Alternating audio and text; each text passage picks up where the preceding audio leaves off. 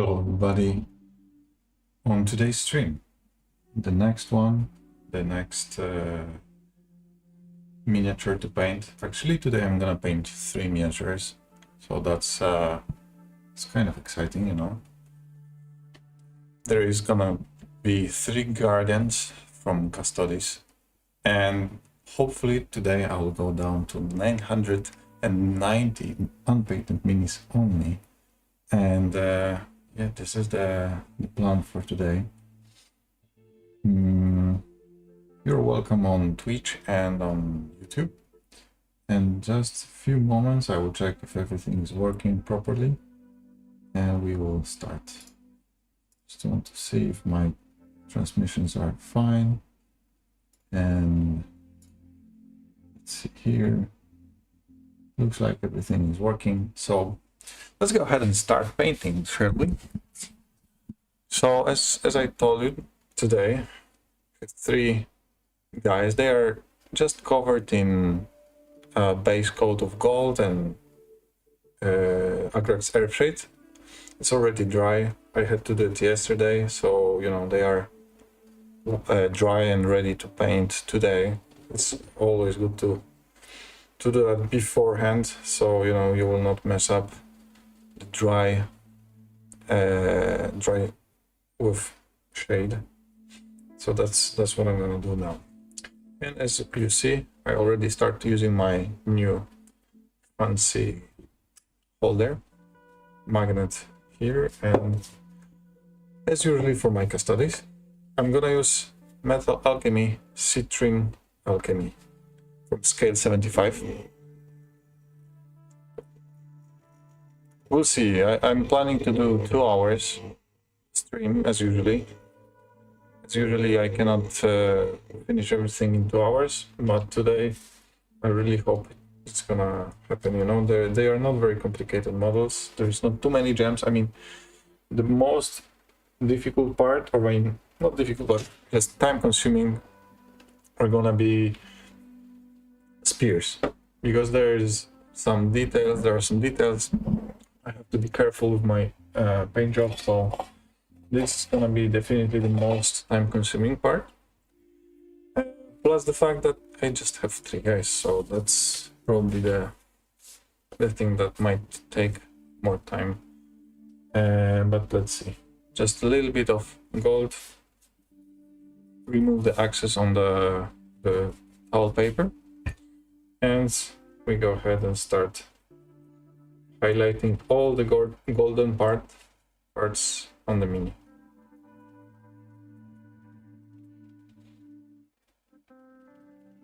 It's moving quite hard because I think the blue tag is not placed. I mean, it's placed okay, just doesn't hold the mini too strong, so I need to actually hold it with my hand. That's why I have the glove also, because the glove is clean, and I don't want to mess up with some, you know, stains and grossy hands. And there we go. Okay, it's falling off. That's nice.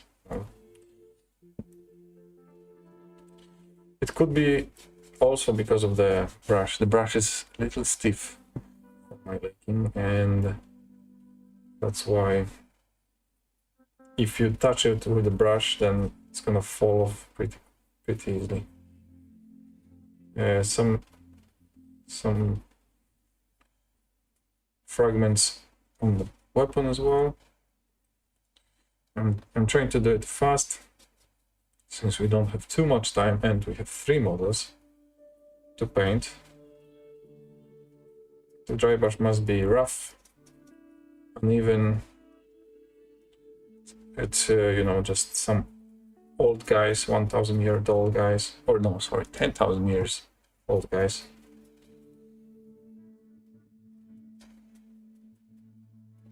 And this is actually my 5th stream of the week, so that's it's quite exciting.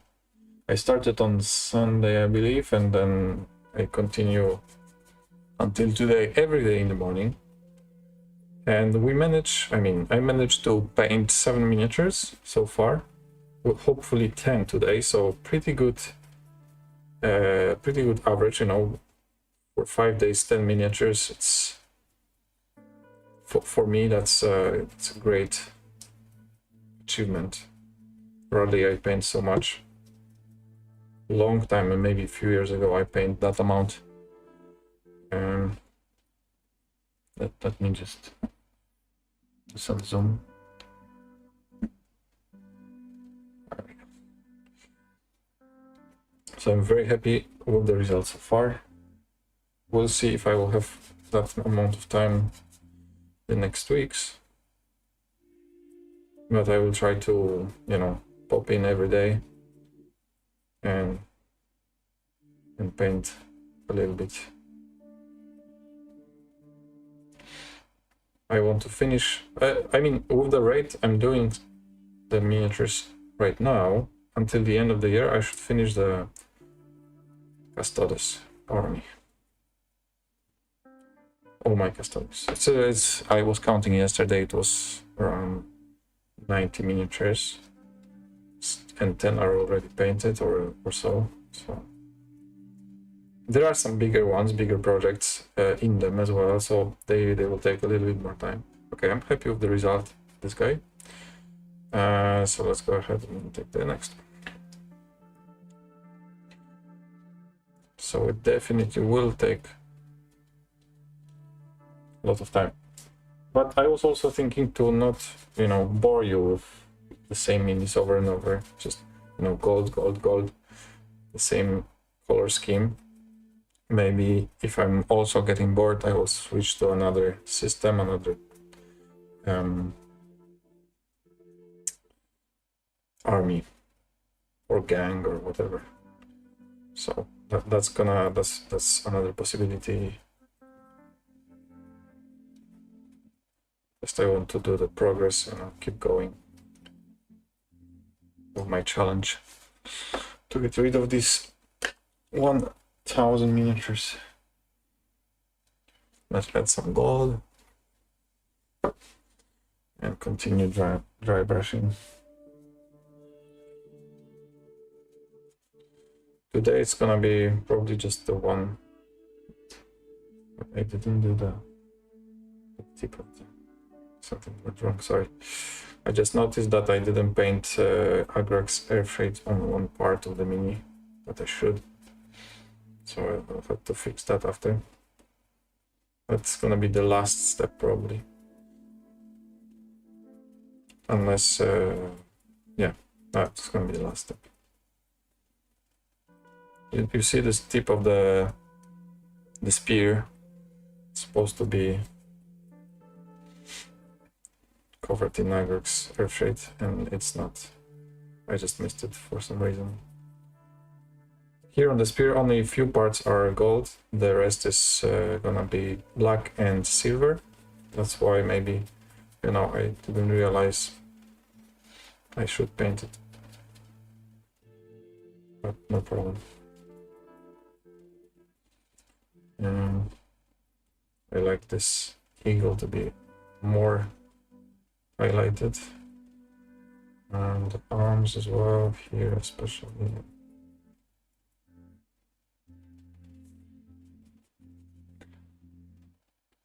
There we go. Now front part. Few more touches and we'll go to the next one.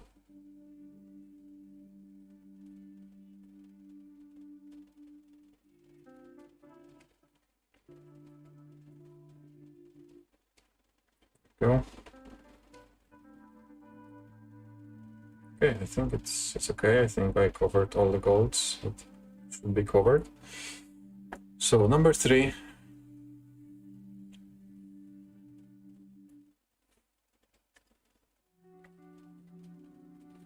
And let's go straight away. Dry brushing. The next step after dry brushing is gonna be black. I want to get it done quickly because it's a big part of the mini. So black parts are gonna be the recesses between armor. They are gonna be gloves, and of course the weapon, spears. So it's quite a lot of black, and usually what I would do was to start with contrast paint black, but this time I'm gonna do a button black straight up.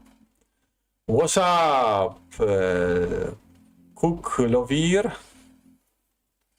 What's up, Katsik? How are you doing? Hopefully you're okay. Yes, come on, and join me. Today's ride. You see, I'm getting closer to finish my 1000. I'm so close already.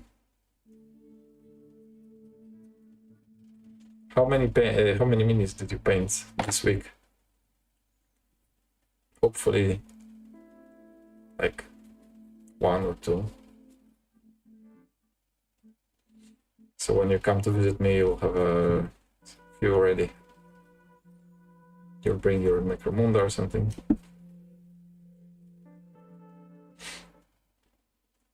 Boring day at work.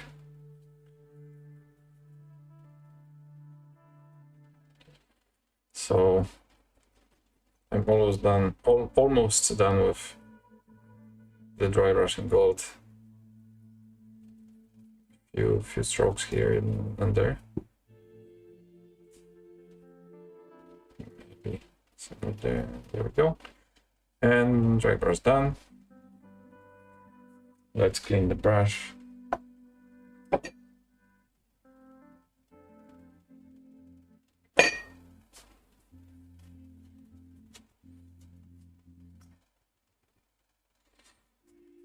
I should probably use another brush for dry brush. This one is quite bad already.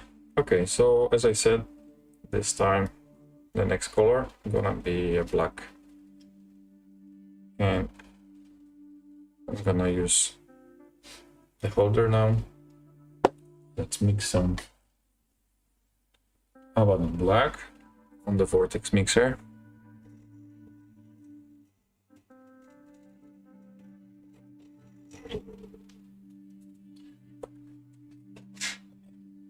Put it on the wet palette.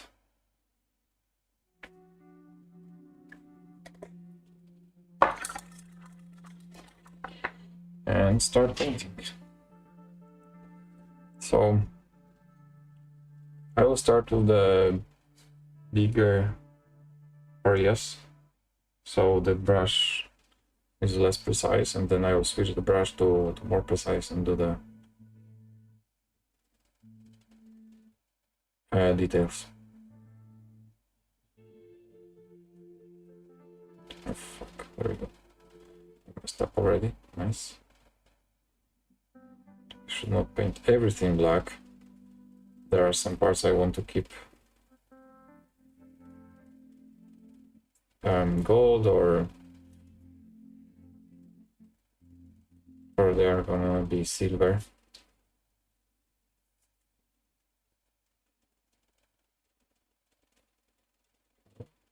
Definitely I will need at least 2 coats, possibly 3. So we'll see about that. The more important thing is to keep the layers quite thin, so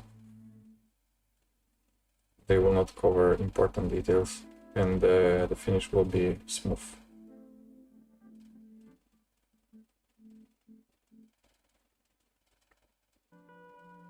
Okay.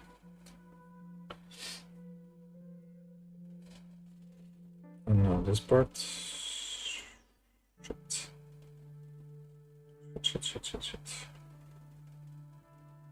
This part, I think it's usually silver.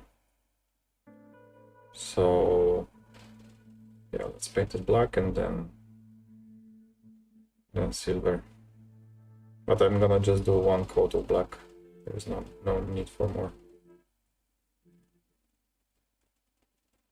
And I'm gonna use a more detailed brush with a better tip.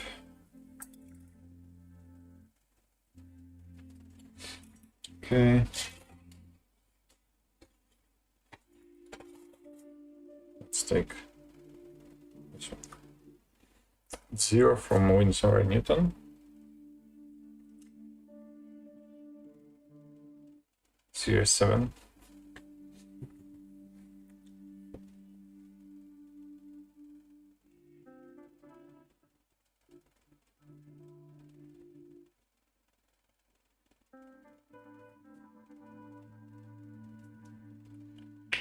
Mm-hmm.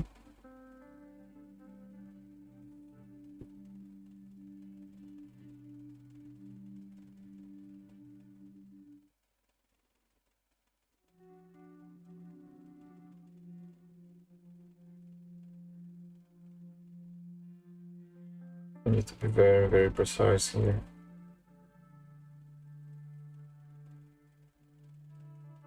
Because the gold is already painted, I don't want to do it all over. Don't waste time. So I will just focus a little bit more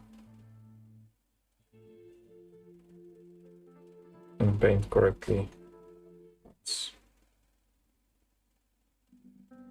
Okay. The blade, of course, will be silver, but I will keep the gold and do just the one layer of speed metal after.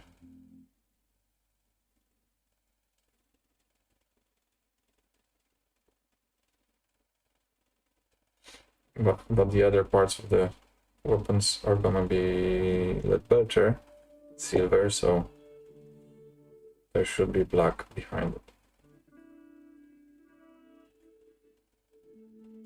So the coverage, you know, it's better.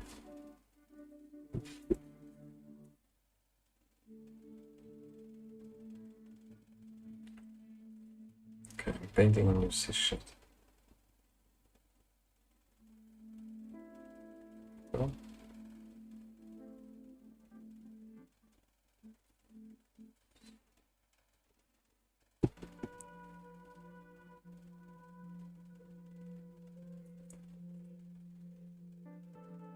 All these parts are gonna be black or silver.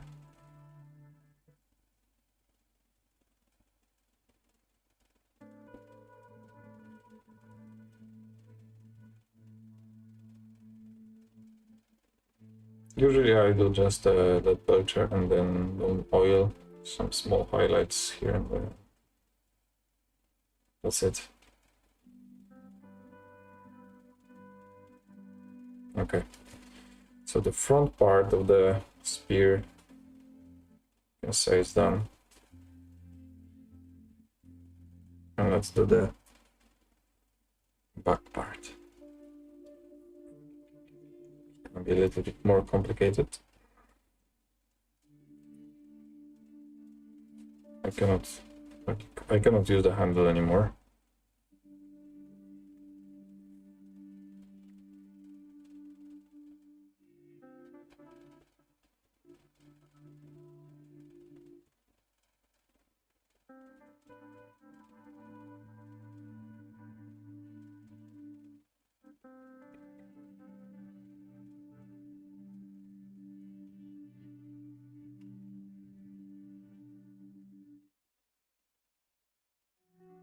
There we go. Just very careful. The tip of the brush, at least most of the time, I try to do that.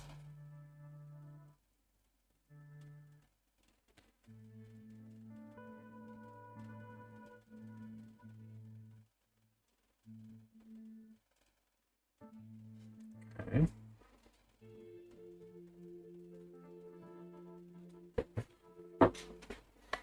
Oh fuck, I hit the head on the lamp.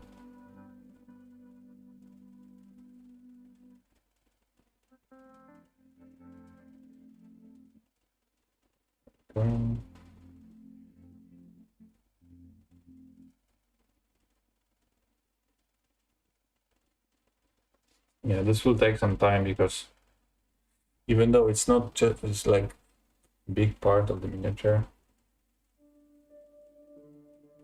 the thing that I have to be more careful, slow, precise, will make the things just go slower. Oh no, what the fuck, I paint black for some reason. Good artist. It's so bad, what the fuck. Okay, well.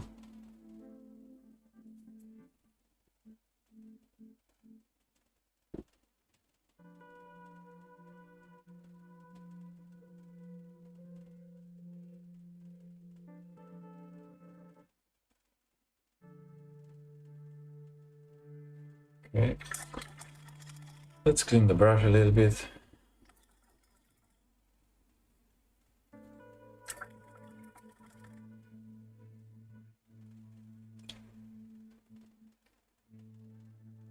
And continue over. Paint black. To thin it down a little more. So it's more flowy, it's gonna, you know, go by itself to all the recesses necessary. Here we go. As you can see on the corner on the right, I finished painting yesterday my Contemptor. I believe it's Achilles Dreadnought. The other one is Contemptor Galatus. So I think this one is Achilles, I'm not sure. I'm always confusing them. For me, they are the same, just a different weapon. And they should be named the same. Achilles with spear and Achilles with shield and sword, but whatever. Just a Contemptor with spear. Let's say as well. Okay, so the first layer of black on the weapon is here, and then let's do all these recesses and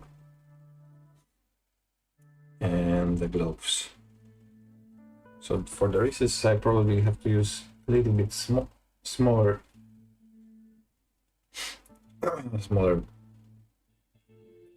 It's called brush. Not for this one. This is fine.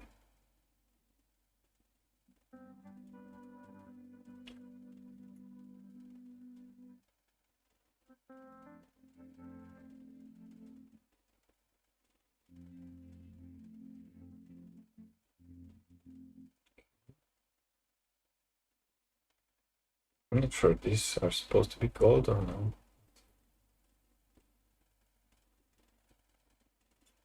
Let's keep it gold.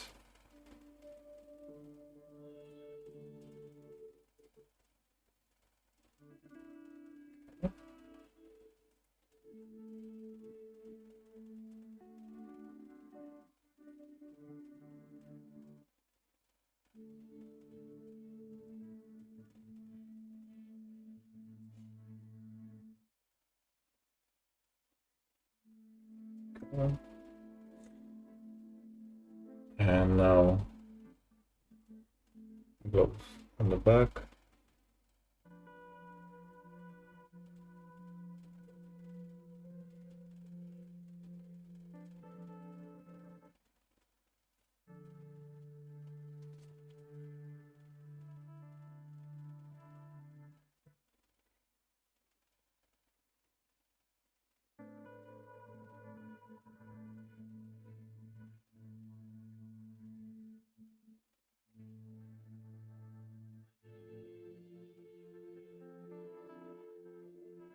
First layer is done.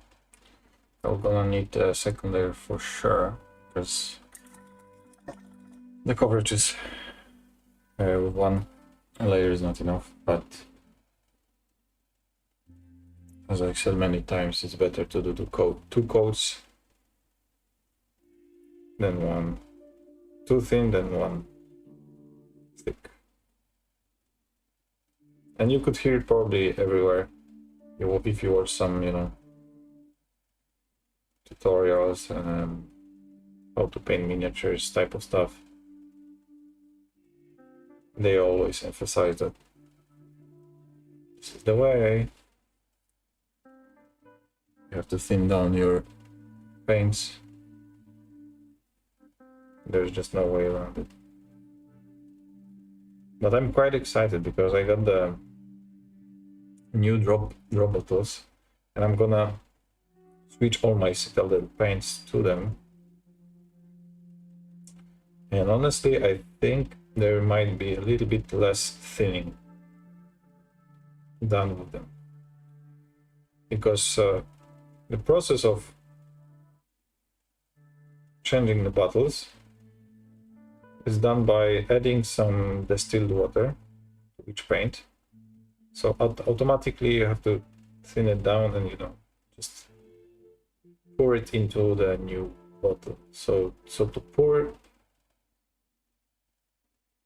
it in the new bottle, you needed to thin it down quite a bit, especially some base colors and that type of stuff. So they might be already thinned down quite a lot after this process. Of course, I don't want to ruin the paint, thin it down too hard, and then it's just I have to paint like 10 layers or something.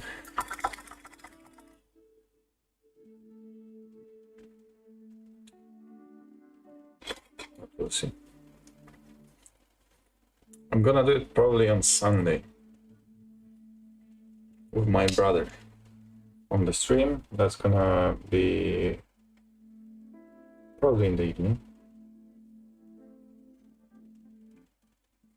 We are doing these streams for quite a few years now.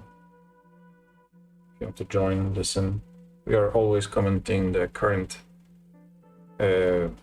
events in Warhammer and miniature world.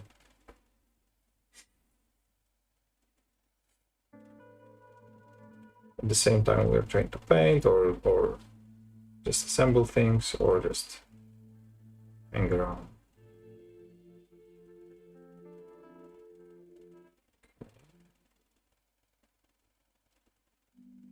So I'm painting the joints between armor.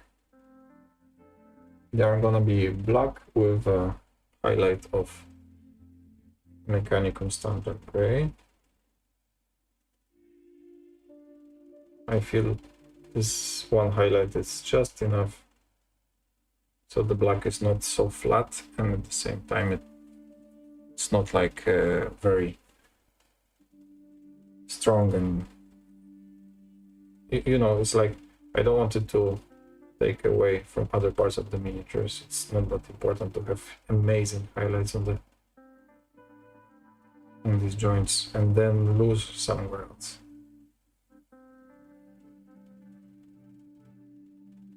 So how do you like my Galatus Contemptor Dreadnoughts? I think it ended up nice, especially with the base. You know, the base did quite a nice job by making it more dynamic. You can check it out on our Instagram page. There are more photos of it, so you can see more clearly how it looks. It's like running, jumping from the rock.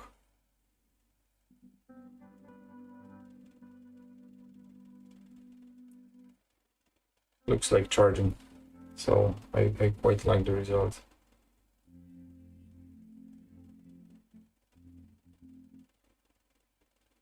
And I did some scene in my cabinet, like Necrons against Custodes. Both painted, which looks Very nice.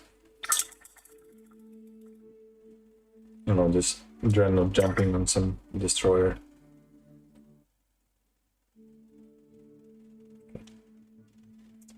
I think that's all the... no. Good thing I didn't finish the sentence because these are not all the recesses. So here we go. More. Probably you would never see it on the miniature while just looking at the army, so it's kind of whatever, but okay. And is there anything that should be black? I don't think. Yes, of course. Shoulder pads. I forgot about the shoulder pads. That's another thing that's black. So let's do it.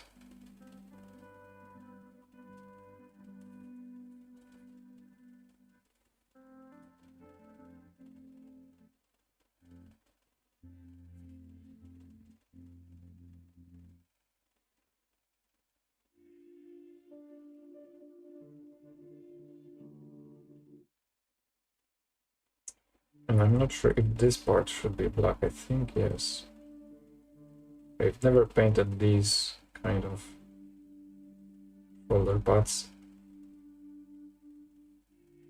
But with the nice tip on the brush, that's not that difficult.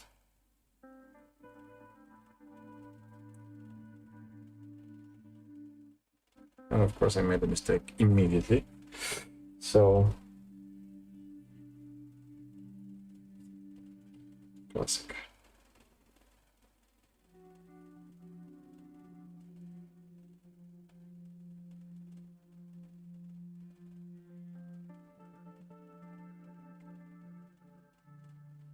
There's quite a lot of ornaments on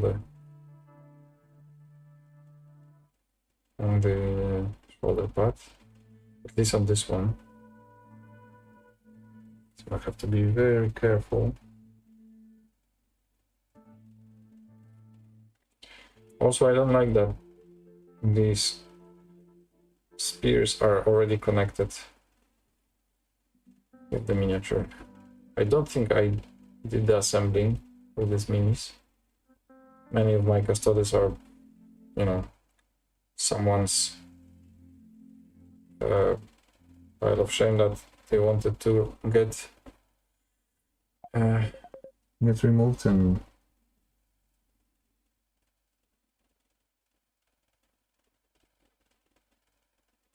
I'm really sorry, there is a phone call.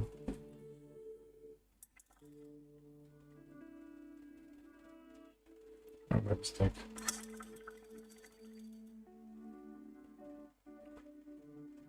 Anyway, I have to respawn. 1 moment. Just a little break.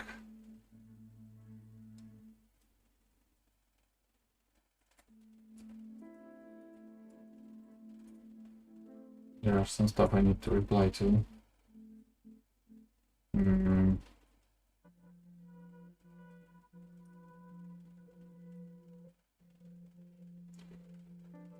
Some work stuff, so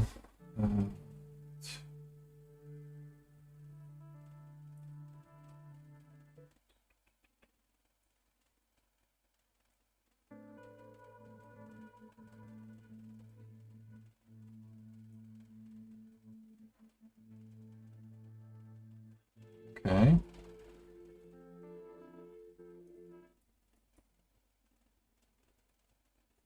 Okay, I'm back. So I think I will finish with the first layer on this one and just continue with the first layer on the other guys, instead of doing full black on it. Let's see. So this time, since I'm already using the smaller, more pointy black,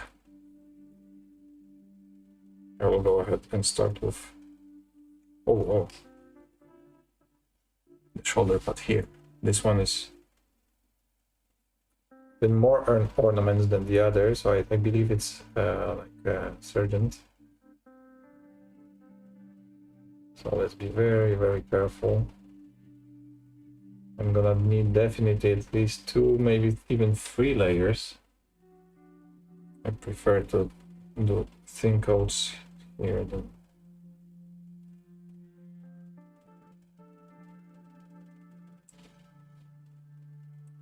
then just block this area with black. All right, so this one is fine. Let's add some watery black.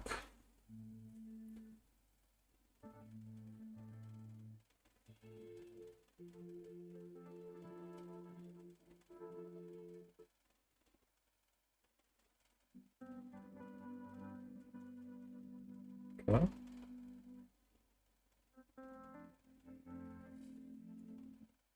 Here we go.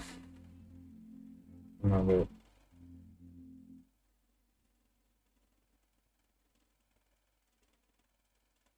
stuff here.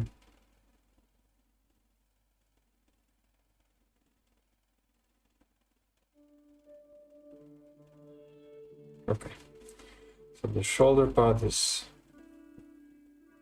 nice and done. I mean, the first layer at least, of course. It's quite a lot to do there, but still. And then let's do the recesses between armor, the joints, however it's called. Again, 2 layers will be necessary.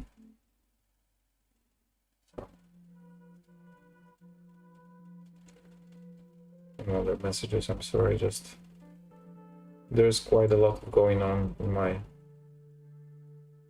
my life at the moment, so just need to take care of it.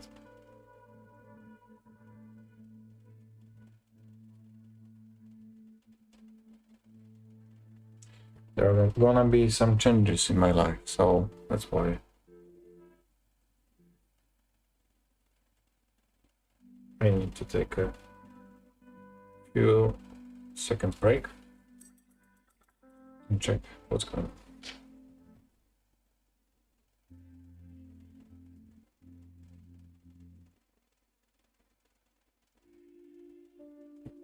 Right.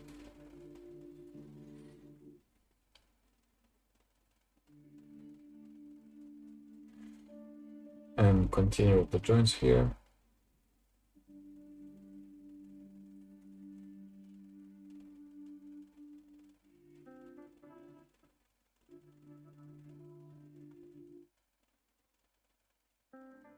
With this unit of 3 guardians, I am probably able to play some 30 or 40k, adding just a few units. Like I have these 6 Terminators, I can do 6 Terminators, I have some Captain, 2 Dreadnoughts, so I'll be able to play some games finally with a, we can say, small army. But I bet it's close to 1000 points, or even more. I don't know how expensive are the Dreadnoughts. I think probably around 200, maybe more points. And then each individual Custodes probably is around 50 points. Terminators probably even 100. So there's quite a lot of points with a small amount of minis, which, you know, it's nice. Okay, so let's do the weapon now.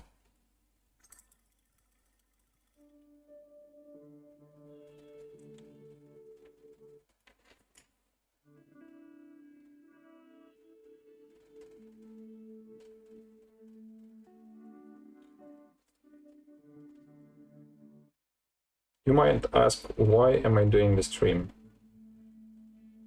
You know, you're just sitting alone, painting your minis, you would do it anyway. The thing is, not really. The stream gives me more focus and like a challenge, you know. I want to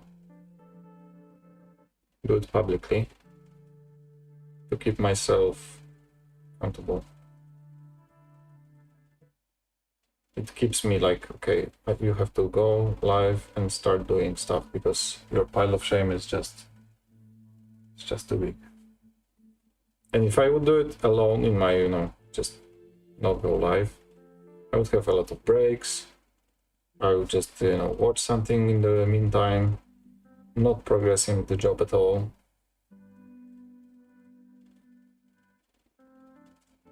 In the end, I would spend the same amount of time because, you know, this is just before work activity, but I would do much less progress. So that's the main reason of doing this live instead of, you know, private alone.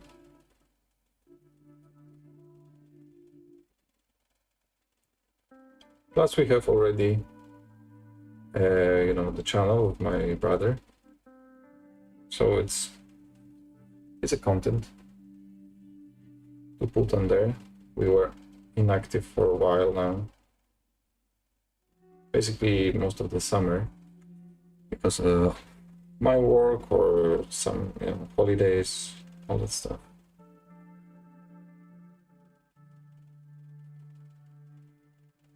So it's good to prepare.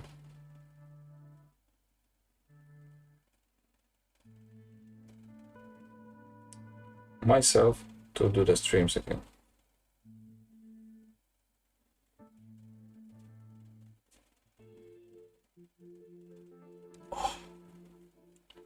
Okay. Let's continue with first layer of Abaddon Black.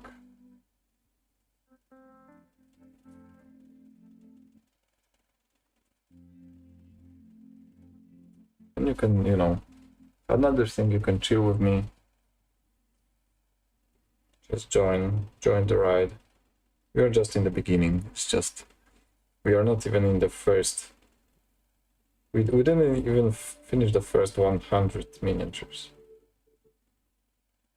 So literally, if I finish these 3, I'm gonna do 1% unpainted minis.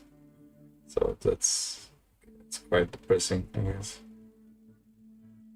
if I look at this that way.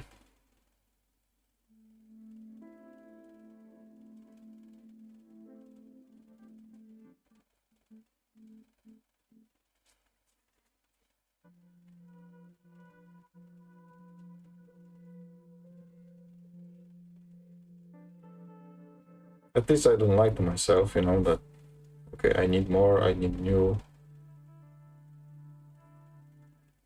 sets, new miniatures, new releases. I like this army, I like that army. I mean, it's not a lie, I guess. I do like them, and I do want them. And eventually I will get them. You farted so hard, I can smell it in Poland. Love it though. Yeah. These farts don't lie. Be transcendent through the stream.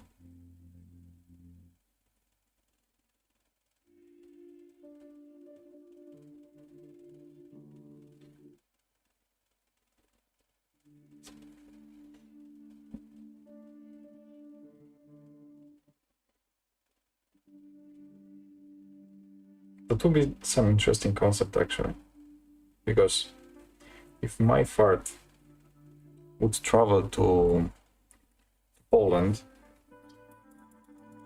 and then, for example, you are at a work meeting, right? It's just the stream is in the back, blah blah blah, and you're at the work meeting, and my fart went to you, and then this fart went to them. It's like a double teleportation of the fart.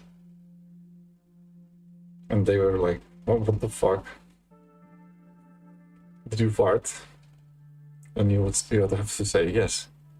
Because what do you say? That you're watching some streamer and he's farting and then like this is his fault? Of course not. That's exactly what happened there. Super shocked. There we go. So joke's on you.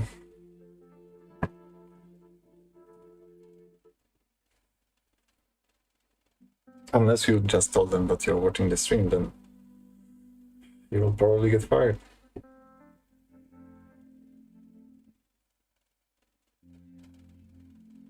And they are also probably doing this while watching some streamer, and then this streamer start to feel my fart. And it's just a continuous cycle. Farts going around the world, teleporting.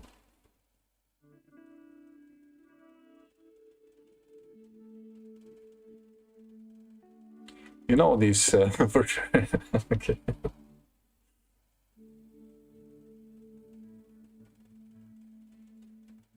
Like there is a theory, I don't know if it's theory or it's actually already confirmed now. There are some like quantum particles or something that if one is moving, the other is moving in exactly the same time, even though they are separate. I mean, they are like miles away from each other. So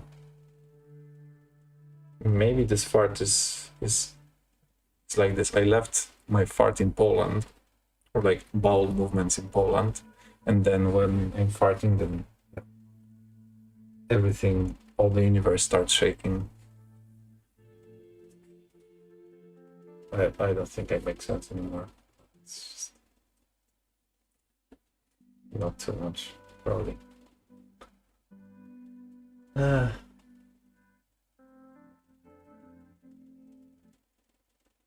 This fart talk made me thirsty. Just for a moment.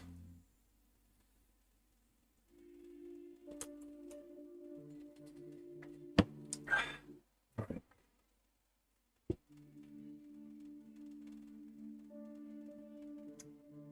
By the way, I was telling you like 3 days ago, I think, that I had a job interview. It was unexpected, and that's why the stream was a little later than expected. And I got the job.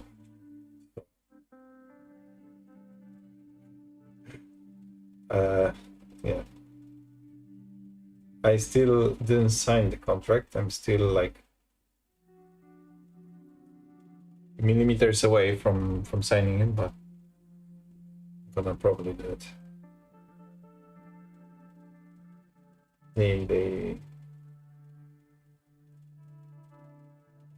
It's gonna be an interesting experience, you know.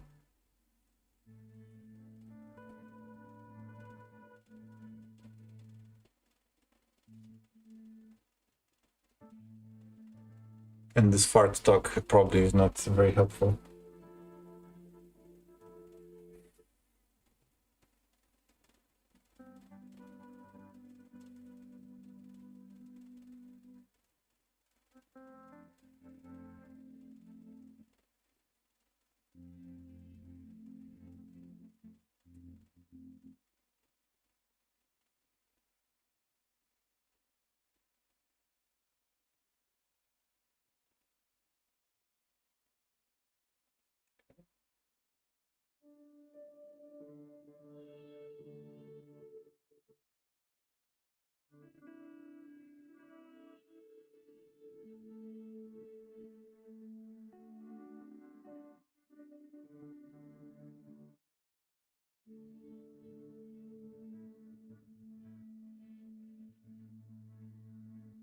No.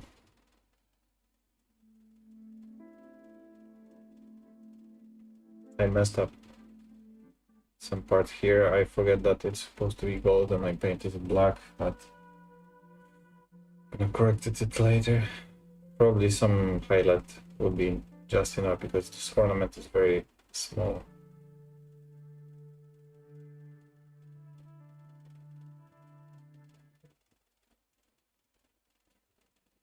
Right. And the first layer of black, I believe it's painted. Here are just small check-in if everywhere it's covered. All right. So the second guy, first layer of black. Oh no, fuck. I'm always forgetting about something. This time are the gloves. So the gloves.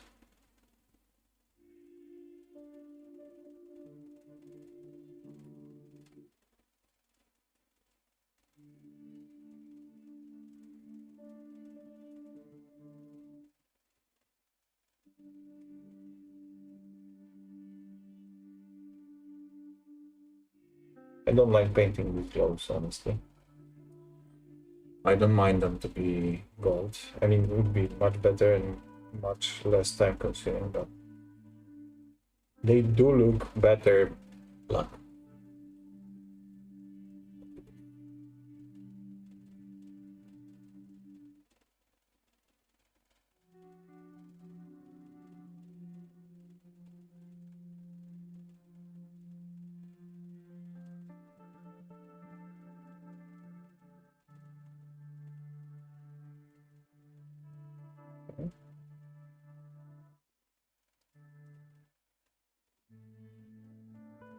And now the back part.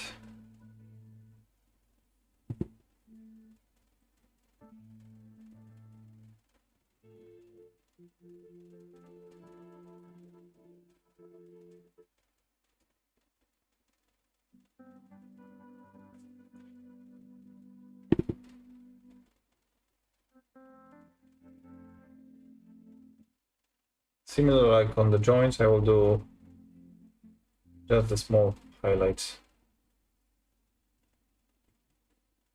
of mechanical and standard gray on them.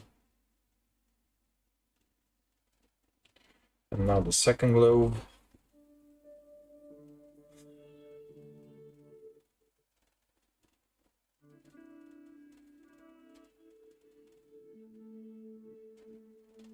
I do think painting these gloves make me more hungry than painting highlights. I don't know.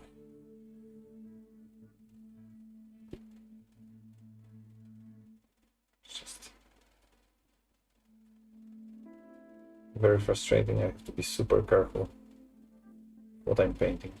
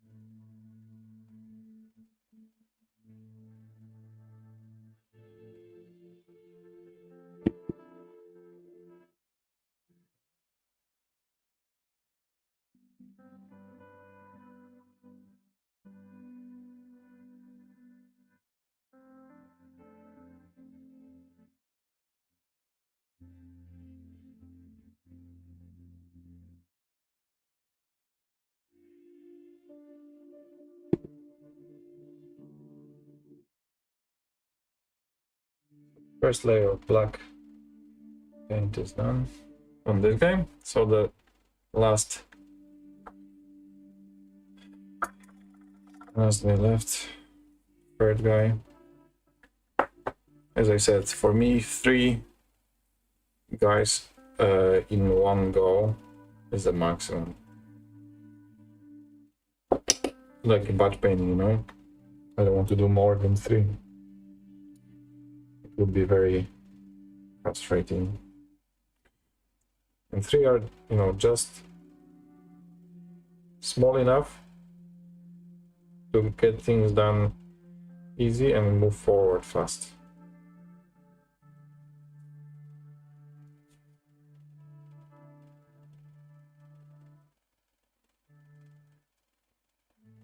there's more, it's just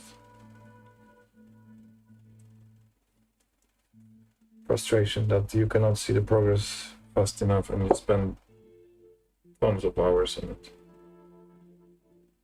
Even though it might like sound time efficient, I don't think it is actually that time efficient. I mean, it's maybe a little bit faster, but this mental part is actually more tiring. So you might slow down actually.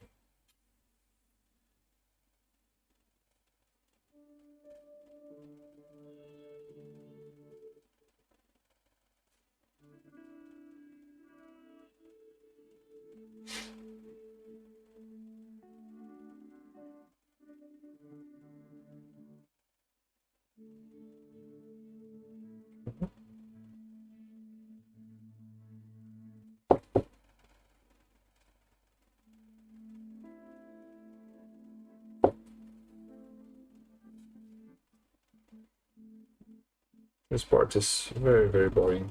Probably for you as well as for me. But it has to be done. What to do?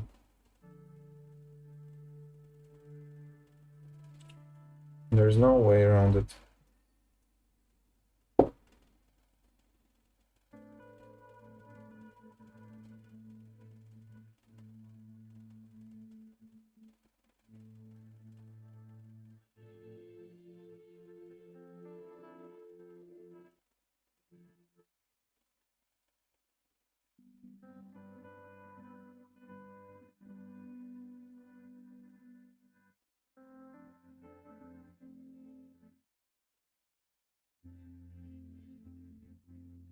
I listened recently to some news from Afghanistan.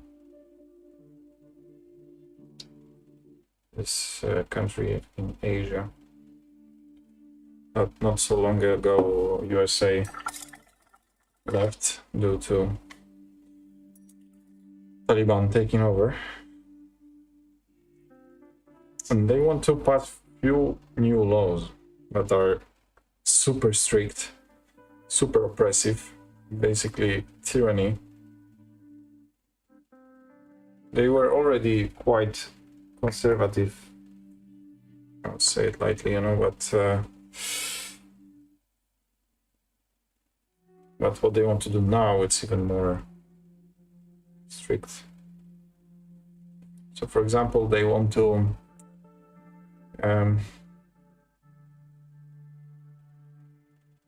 ban travels of women. Like they cannot travel. They have to stay at home all the time, unless it's necessary. So, for example, they have to go to hospital or something.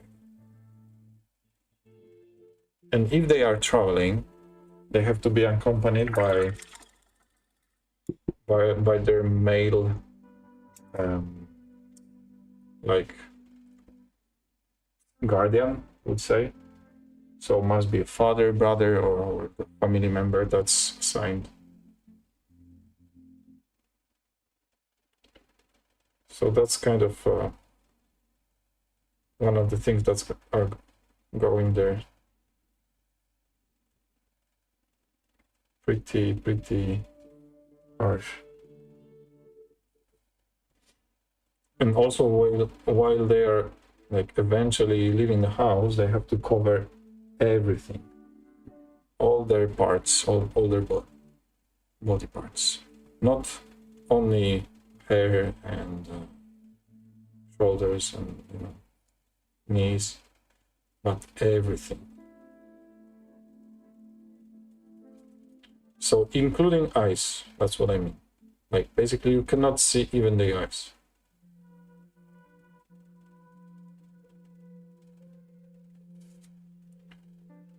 The life there must be not easy. The thing is, like, you start to wonder if there was gonna be some kind of rebellion movement or some opposing party that tries to change things. And commentator said that knows about that region, but not really. The patriarchy is so strong there that all the families are working in this way. The kids are raised this way. So there is not like a thought of having a different possibility. It's just this is the way. The woman cannot be not wearing some coverage for the hair or something. So it's just not a thing. It's quite interesting.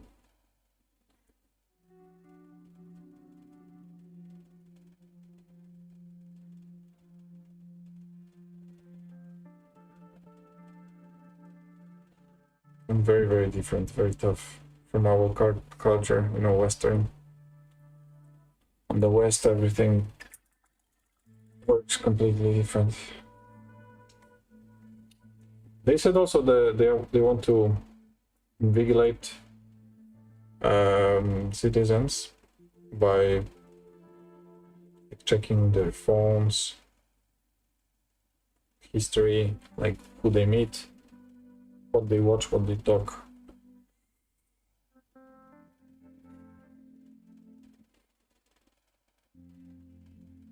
There's like a moral police, who is doing that. You can say it's like CIA or something. No, more like local agency, but for morals. Basically, you have to abide them, and they have huge power if you are not compliance. They can put you to jail and stuff. It's not easy.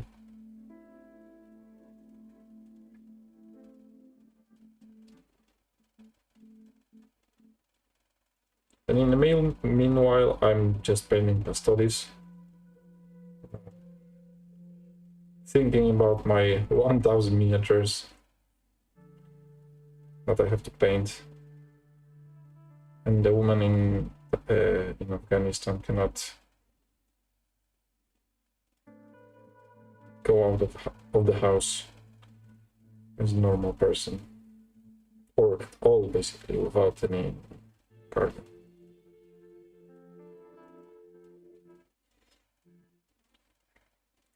Life is strange.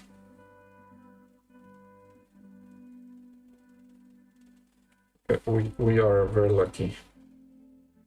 I mean, people who are born in the western part of the world.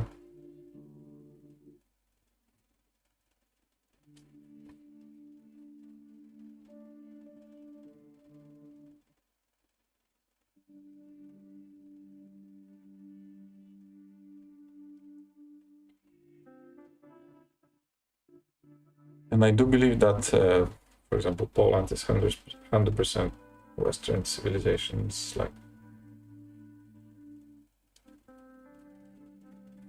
basically one of the US states. Maybe not so strong, but there is so much of the US things in Poland, and companies and culture, everything that beside the language you can feel.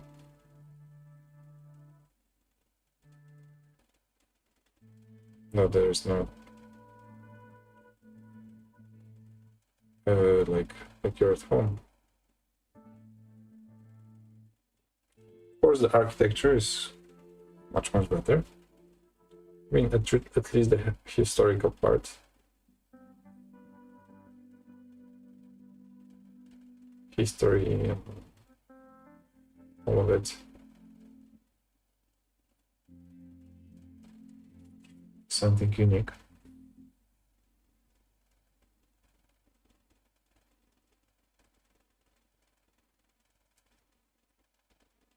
Okay, I'm almost done with the first layer on the weapon. Just a few strokes in the back.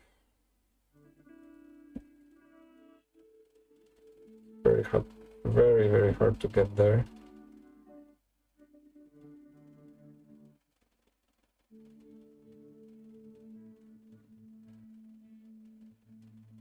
Okay. There we go.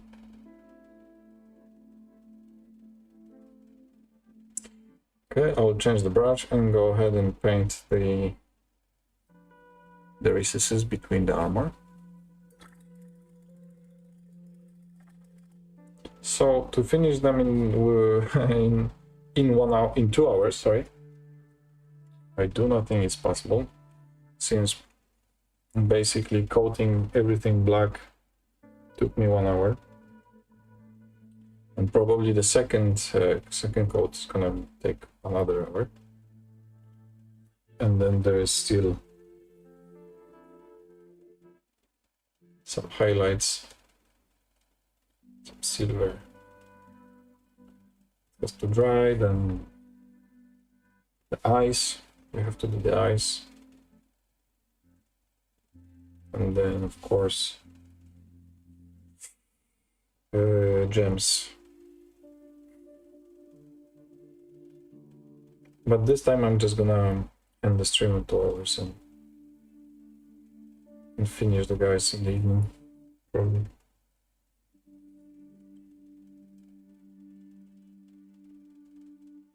Also, I have to prepare the bases. 2 of 3 are done, so it's just a matter of gluing it. The third one I have to... It's just coated with black. It's right here, by the way. It's just simple, easy. Some sand and rocks.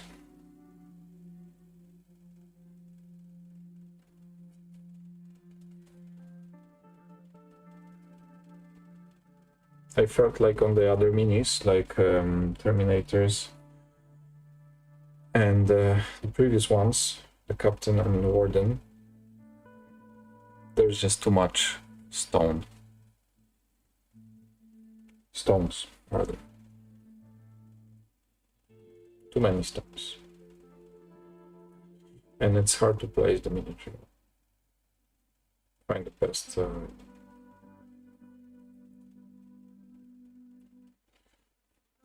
the best placement. Okay, so there's... I glued pretty poorly. No, it was glued already. I forgot about this glove in the back. Nice. So let's do it directly here.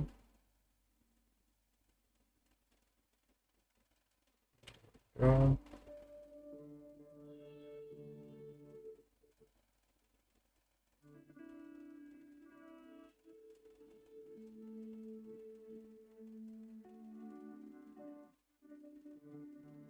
All right.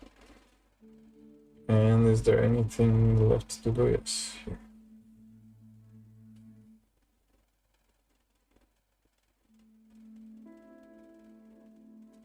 And here.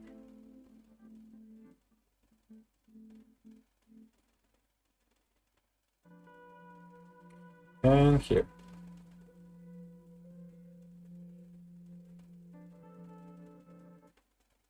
And finally, I thought we were done. Of course, we are not done because I have to paint the shoulder part. Well,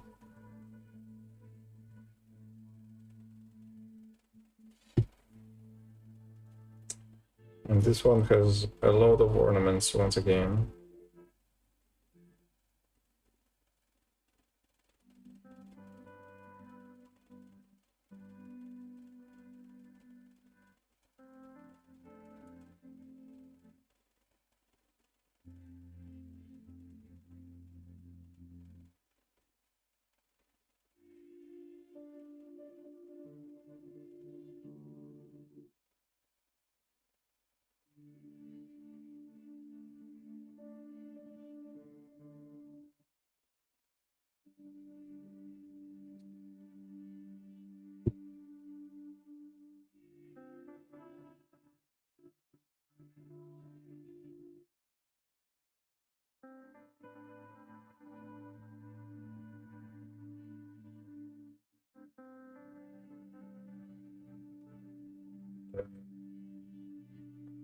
The black is done.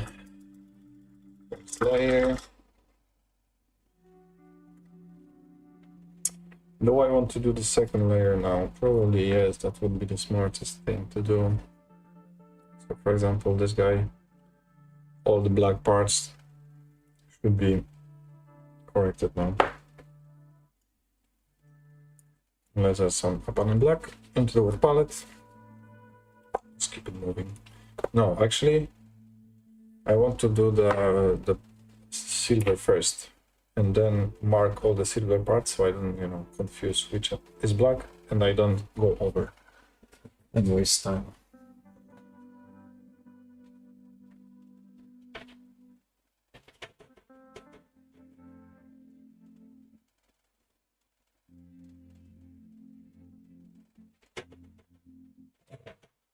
So I'm gonna take my warden as an example, because here I see which parts are silver and which parts are black. So basically all the bolter here and this back part is, this one is so it's done later, so I don't have to worry about it now. And also I need to do these because I completely forget about them. And yeah, that's it. So this guy, let's do some shaking of flat butter.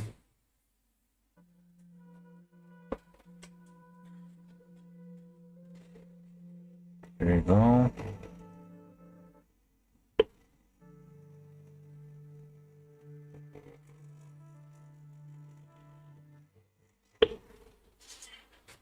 And put it on the wet palette as usually.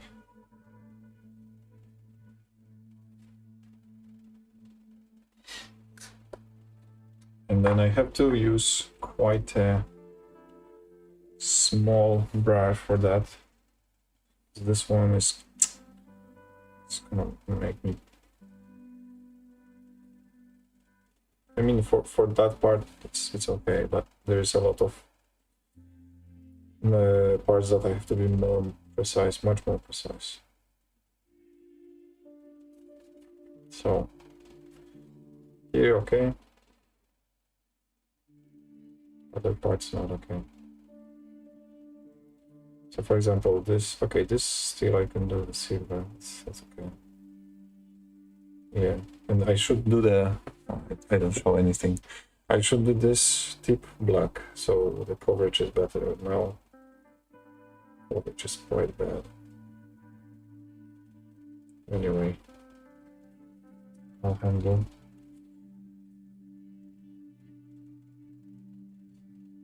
Also, I should probably thin down the paint. Yeah. It's too thick.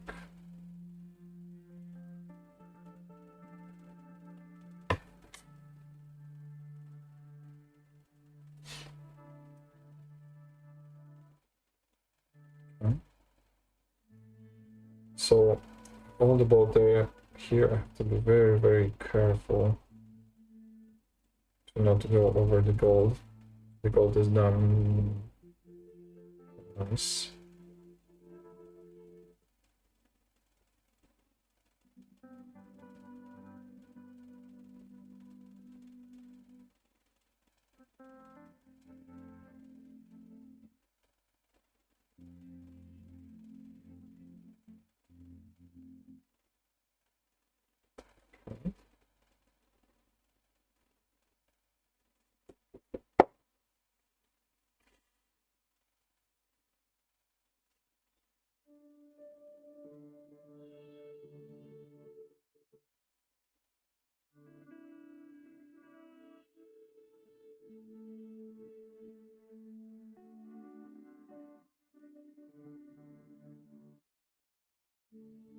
Chill out now. Enjoy the music.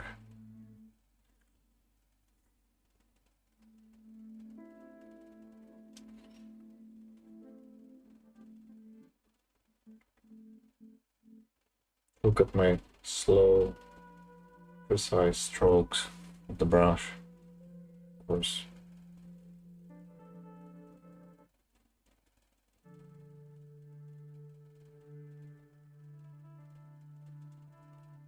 And small progress, tiny step by tiny step, closer to the goal of 1000 minis painted. Done.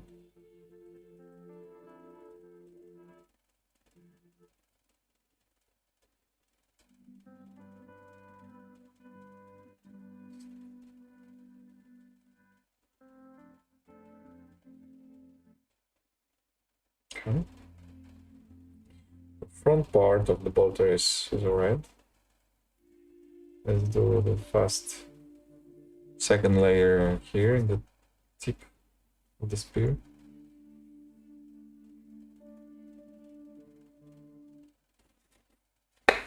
And then let's do the blade, because the blade in the end will be in different silver, but it's good to have the base done with lead belcher, and then just add the lighter silver that maybe is less it has less coverage.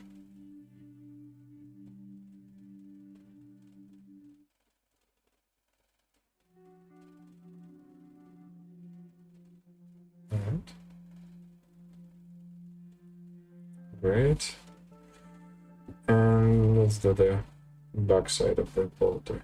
So I need to remove the guy from the handle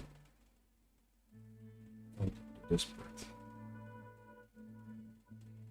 Okay.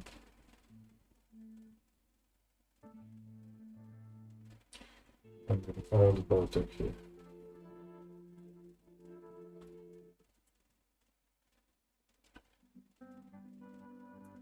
I think just one layer is enough.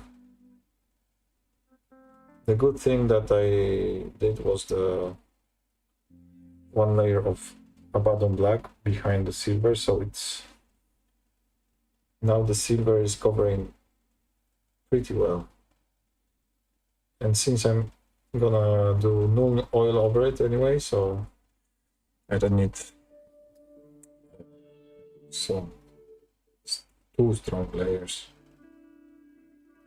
Should be fine. There's some details that I need to do with different brush. I cannot reach without screwing up the other parts with this one.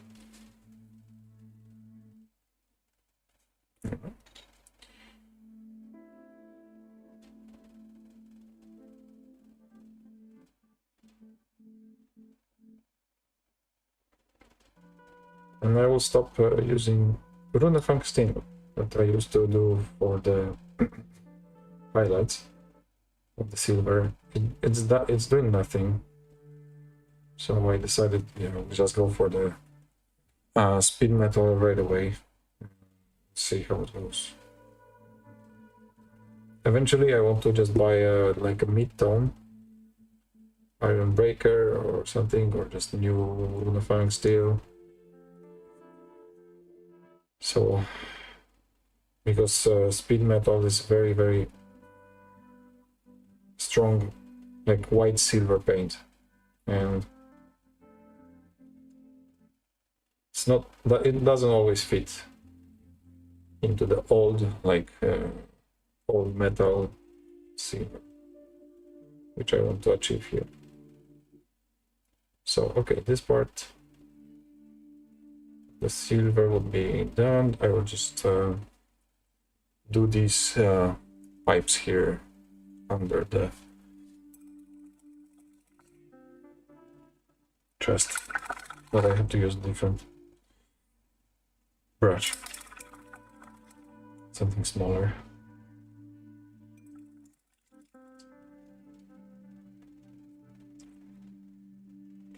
Okay, I'll use this one. It's just a regular small brush for painting nails, and it costs like, I think there is like $2 for 6 brushes or something crazy. Or it's synthetic, the quality is not great. But to use it here like few times, the metallic parts, it's enough. You don't need anything better. Look, if you're buying a good brush, you need at least like $10 probably, and then to see it destroyed after a few uses of metallic, just not worth. And this one I'm already using like for over a year. The tip is destroyed, of course. You cannot use it for details or painting details like eyes, or but to paint small parts of the mini, definitely yes. It's definitely not a problem. Okay, so the silver, I believe I wanted to do this part with the smaller brush. So it's not that precise, it's just harder to get. Okay, so the silver lead belcher is done on this guy. Francis Marion, welcome back. Good to see you, brother. Are you continuing painting your knight today? Or you're done with it already? That would be quite impressive to finish in that short amount of time. Say. Unless you have like amazing technique and do everything fast. So right now I'm gonna do the second layer, not second guy with lead belcher. So we are starting here in the tip of the spear. In this part I'm gonna use 2 layers because I forgot to cover it black first. And then we are gonna move to the bolter. On top of the spear, blade. And actually, since I'm already using the smaller brush, I will do these pipes under the chest.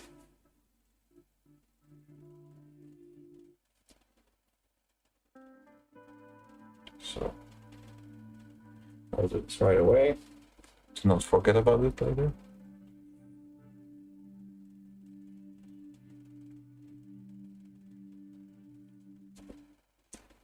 There we go. And here in the back, small strokes. Okay. And here I will not do 2 coats, I will just do 1. It's gonna be covered in null oil anyway.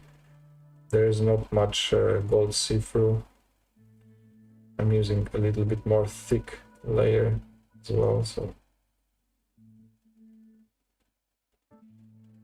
1 is totally enough.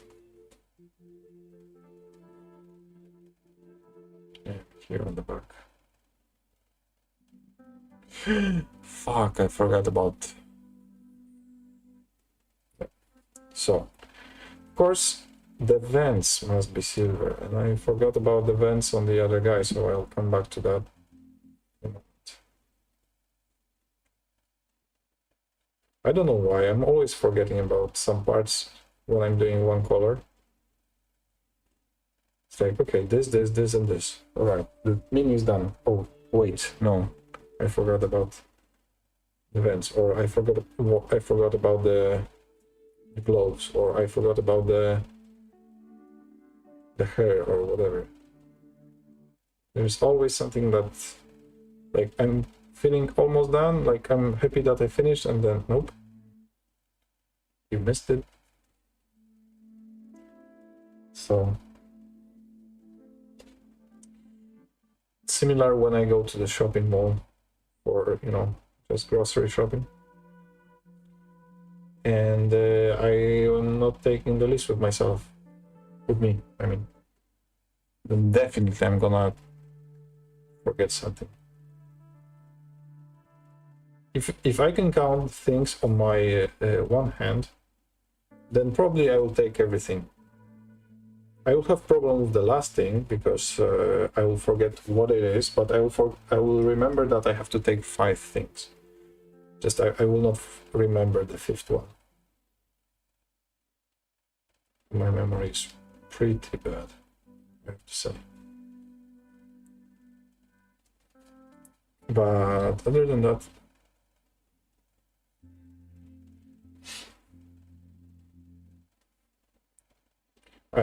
I think I have good like understanding and like logical thinking, but remembering stuff is not my strong point. You know, I used to, I always find something to fix when I photograph a model after thinking it's done. There we go. There we go. This is a, yeah, there's a good way to check if everything is done, I guess. For example, I did the photo of the guy here in the corner, you know, this Custodian robot. Not Custodian, Contemptor Dreadnought. And while looking at it, I remember to paint something, and of course now I don't remember what was that. But yeah, I think it was highlight, like white dots, you know, in the corners of the spear. So I had to fix it directly.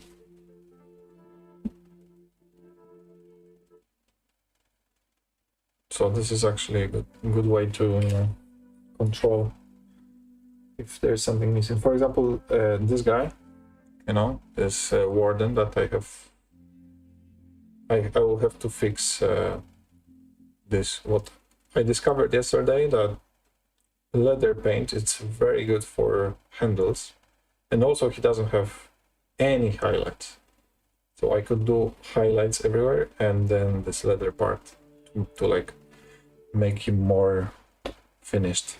Although he's like finished, and even he has like a layer of varnish, but there are still parts that right now I would correct probably,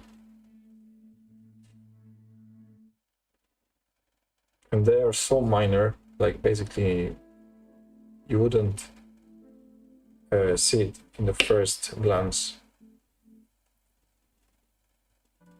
but they are adding to the miniature for sure, to the finished look.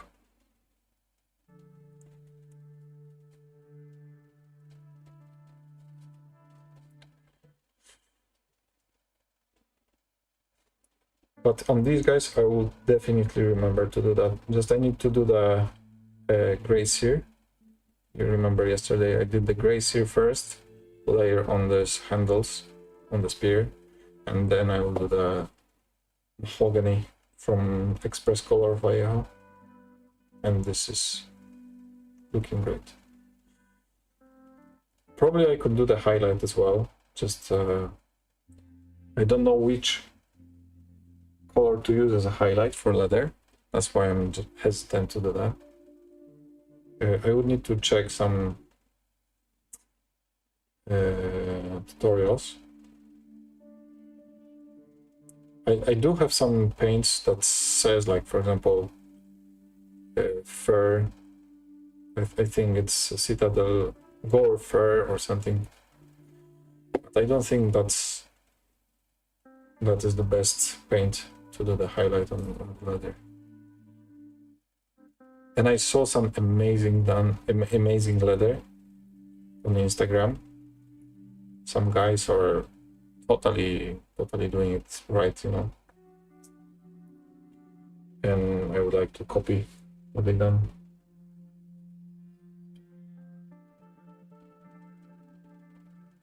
At least for the highlight part, you know. It's just another thing that will add to the total amount of hours I have to spend, because if I will leave the highlights, then it's like whatever. Nobody will see it beside me. And it's contrast, so it's like you have the highlights automatically, kind of.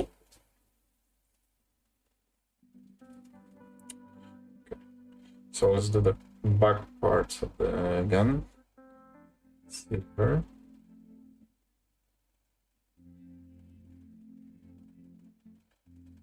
See, it's quite a long process.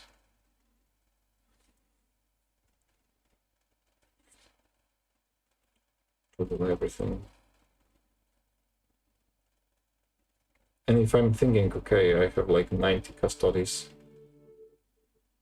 and to do it every time and every time go live, and you see, I said I named this stream Three Musketeers because I had got 3 guys with spears, so it's like kind of themed, you know. But I would have to do the same stream like over and over and over again and just call it Three Musketeers Part 2, Three Musketeers Part 3, and do it like 10 times to finish one.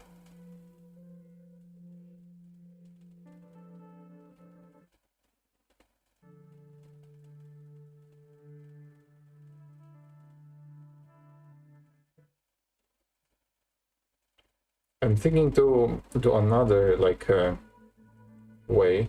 So for example, this week I painted Custodies all the time.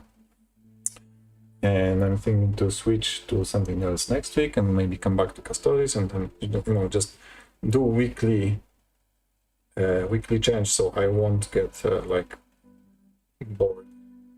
And you won't get bored because you are seeing the same stuff painted. I mean, not the same stuff, the miniatures are different, just, you know, colors and techniques are the same because it's the same army. Francis says, I usually only paint models to 80-90% good enough to play with, especially if it's basic infantry. Okay, that's actually yeah, it's a good idea. If for me as well, I mean, I leave highlights very often because I just don't like to paint them, and they feel like it's okay, it's good enough to paint, to play. You know, nobody will say nothing. But there's always something to be done. And after, when they are sitting in the cabinet, and you're looking at them, okay, I say, I didn't play with this army for over a year. Maybe it's time to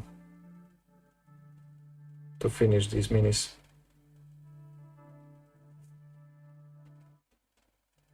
Okay, so let's go back to the vents on the first guy, because I totally forgot that he has this part here and back. And of course I used too much water, so let's change this. And let's use this smaller brush and less water. Can you see something? Yeah.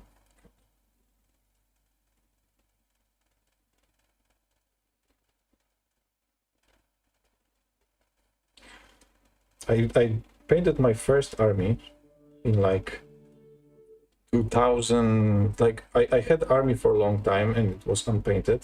It was a elder army, and I painted it in, let me think, I was in middle school, I think. Yeah, so maybe 14 years ago, or even more. Yeah, let's say 14 years ago. And I was like, okay, it's time to paint everything. So I sit down on my like in the garden with the guys. They were playing and I was painting. And I did Ultfe, so it's like a, you can say, chapter of Eldars that's just black. So I just coated it black with a Chaos Black and just did the dry brush gray and some small details like ice red or something, and I said okay. And the paint job was horrible, but in the end I sold them. I sold every one of them. because I just didn't like how I painted them.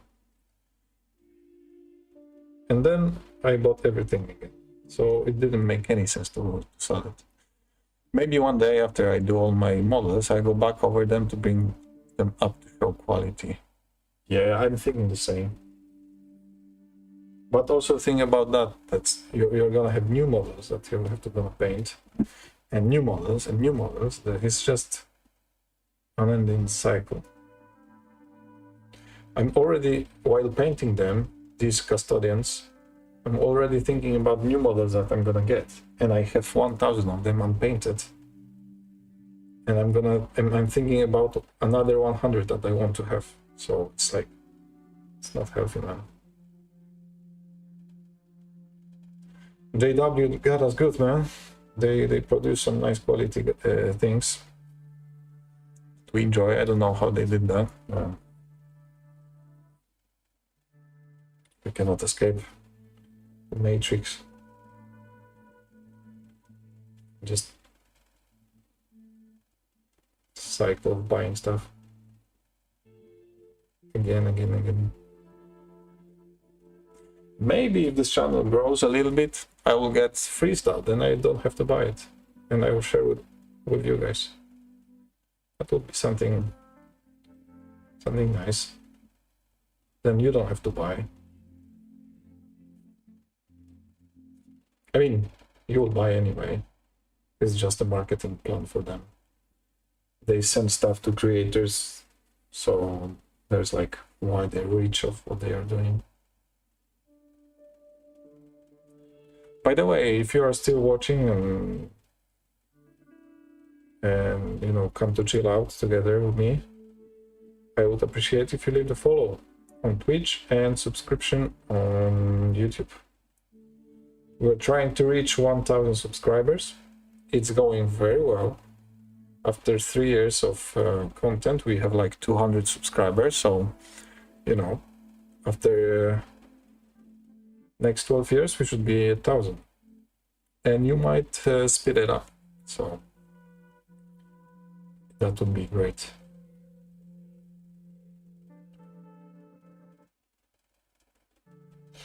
Tomorrow, probably I will not do the stream, just because it's the weekend.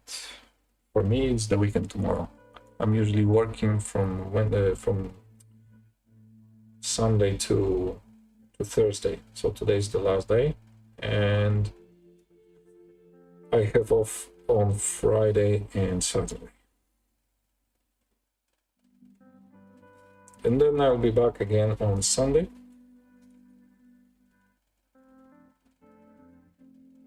And we will continue painting stuff. Let's add some more lead belcher into the palette. How are we doing with time? The stream lasts for 1 hour 40 so far.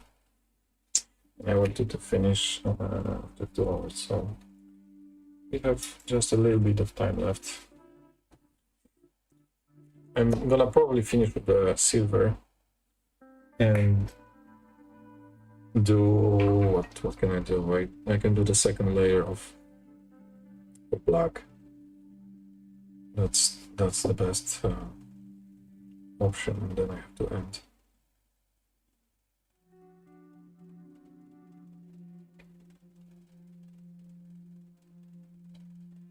Hopefully I can finish them at night.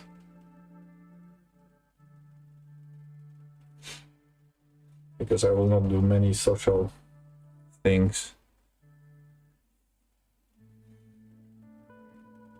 on Thursday night, probably. Tomorrow, on the other hand, it's Friday. Maybe, yes.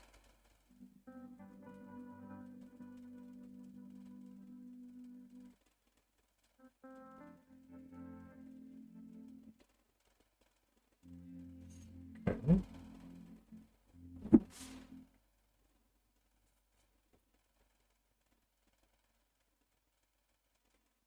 And again, here just one layer.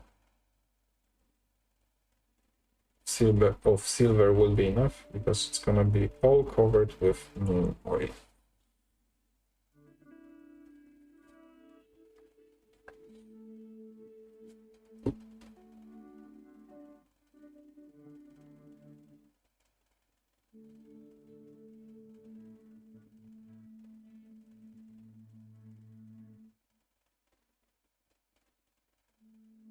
Here we go.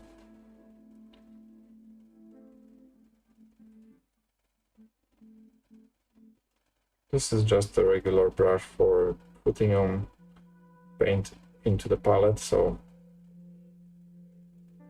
it's quite old. I believe it has like 10 years easily. It's very old, but it's still good. I don't even know what's the company that made it.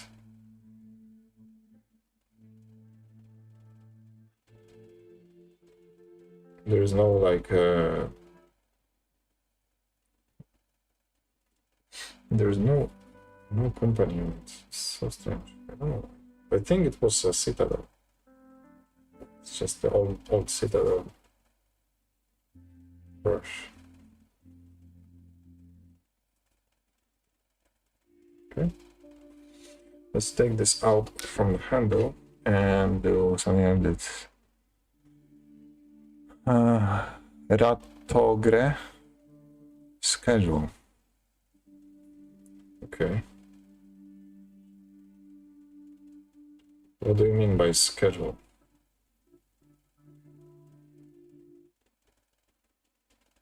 Do you want me to put on the schedule of when I'm painting, or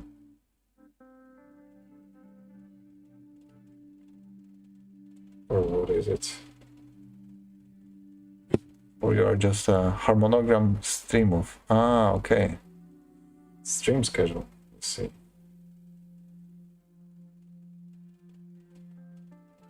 Yeah, I mean, the thing is, I don't want to be...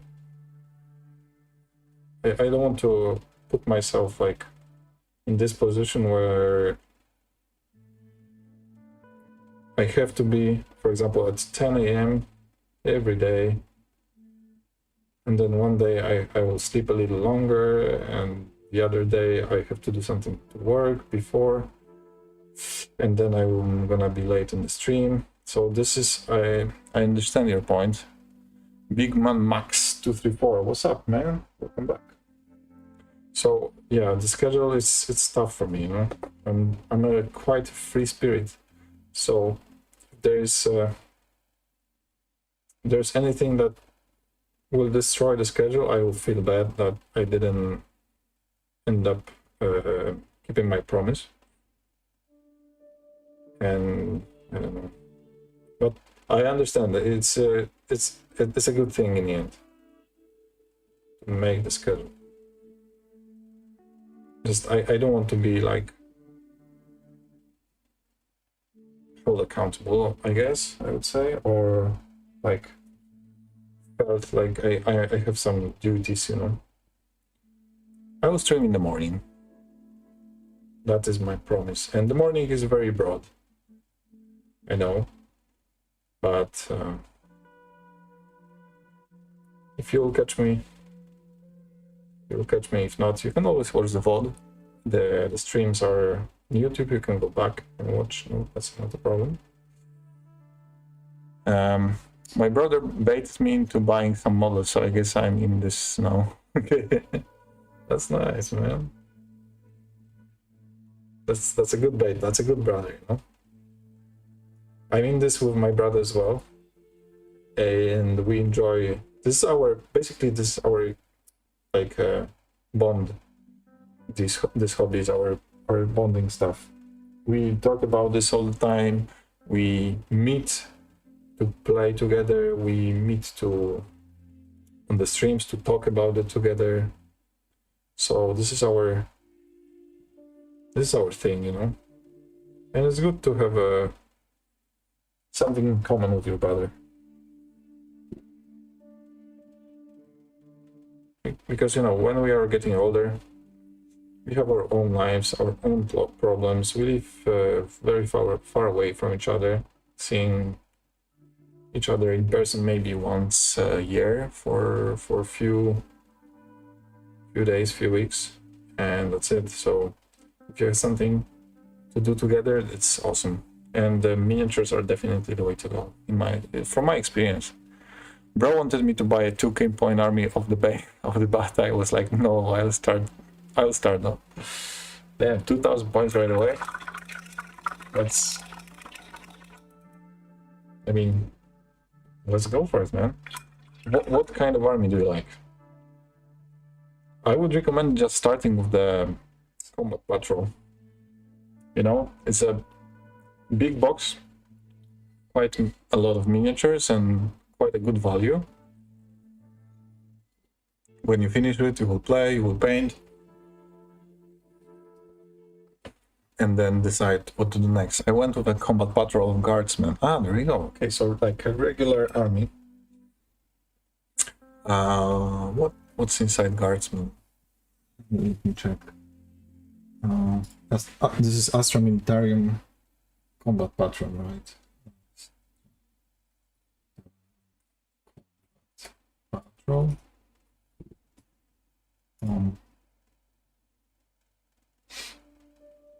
They have some heavy weapons, 20 guardsmen, command squad, and Sentinel, 2 heavy weapons.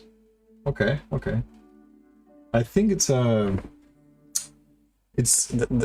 alright. I mean, I thought honestly they have like lemon grass or something, like a tank, or maybe a transport. That would be quite good as well. Because Sentinel, it's a small vehicle. But this army, I love this army, especially after the new line. They released many new miniatures, and yeah, they are very cool now. They have nice spaceships and so many minis to choose from, and I believe they will have even more miniatures for the line, because some of the stuff is still kind of old. So hopefully they will change it. Yeah, but definitely if you're gonna stick to this army, I recommend buying tanks. This is basically like a main point of this army to have it, is to play tanks. Because they are cheap, they are good, and yeah, you just bombard your enemy from far away. I used to play against Astra Militarium. I never had a chance to play with it, or I don't own any models myself. I do like though especially the Death Corps of Krieg. It's like a special, you can say, chapter of Astra Militarum. They have skulls instead of helmets, or like helmet and then on the face there's a skull. How you pronounce skull? I think not skull. So this is quite interesting look for the Astra Militarum, in my opinion.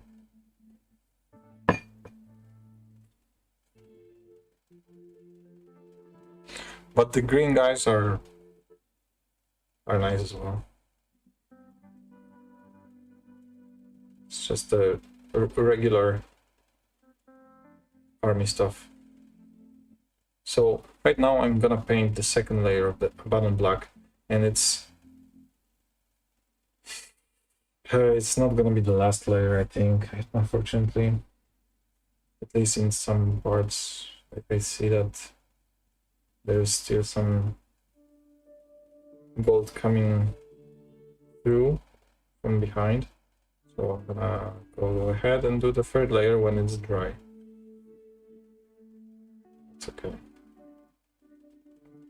it's gonna get faster as it goes, because First of all, I painted already this part silver, and there's less stuff to paint first place, and then next layers are gonna be faster because I don't need to be so thorough. I started watching some lore vids. There's a lot. Yeah. I used to watch some lore from Luton. I think Luton, there are some numbers. I'm not sure. I can check Luton 3000 or something. I like how he edits his videos, and he, talk about stuff, and he has like a series that's in playlist a little bit more organized, so you can go and start from the beginning, how it all started, and then understand what was happening from the beginning of times. And I do recommend it. I think they are nice. It's not to watch, it's basically just A podcast. He has 500 videos. Yeah. I listen to like near 100, I think, about different stuff, because he's uploading quite from some time ago, so there's a lot to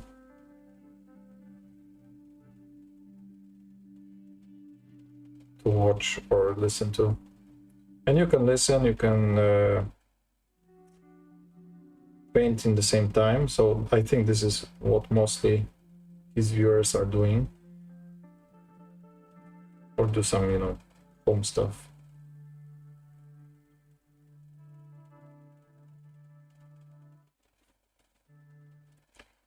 Okay.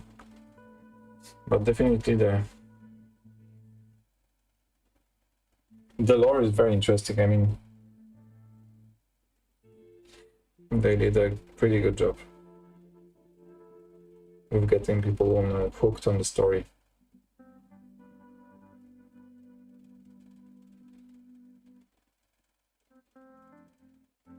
I believe this is a very important part, to have like a story behind your miniatures. If there's no story, it's hard to catch people attention.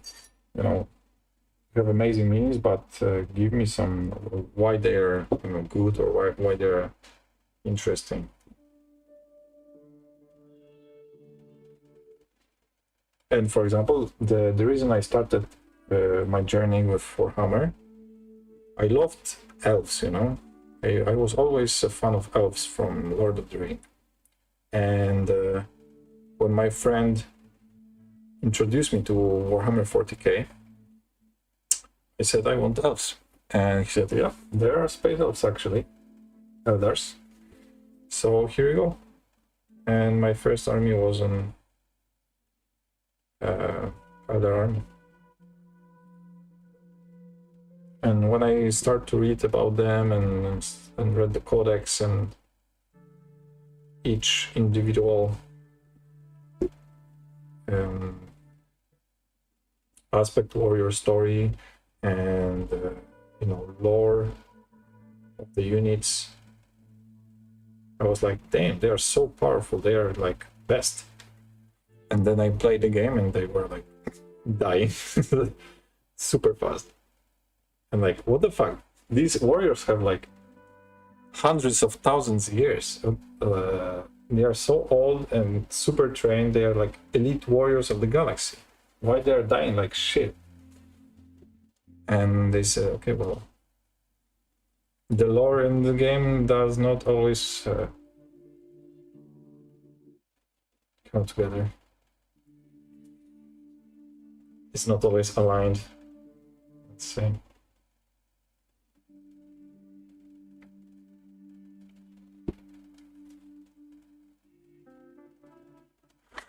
I felt the same way watching the tabletop the first time. I would say I'm scared about painting, and I suck at that. So I think that's the feeling of most of the people going into the hobby like they don't like painting, they think they suck at it. But there's so many ways to do it simple. You start very simple. For example, this Astra Militarum we have, you just got. You can do super simple and easy. Like you don't need the skill. You need the skill, like painting skill, really. And in the beginning, you will do mistakes and you will learn. That's the whole process, you know. This is exactly what I said about the story with my Eldars, with my first Eldars. I bought them. After some time, I painted them finally, and I hated my paint job, and I sold them. And then I was regretting that I sold them because I could just remove the paint and paint them again. But it was too late already. Some guy from Australia bought them. So, too late.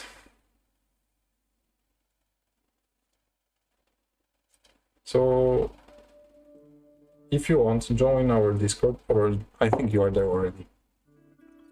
And post your progress, you know. How you paint, how you assemble things. Definitely there are guys who are very good at painting there, and they can help you with if you need anything basically. With Astra Militarium you can do few base layers, I mean like a base coat plus shades, and they are already looking good. The minis are not so complicated. You have like a green armor, yellow pants, some brown boots. Put the shade like Agrax Earth Shade or New Oil, and they are basically ready.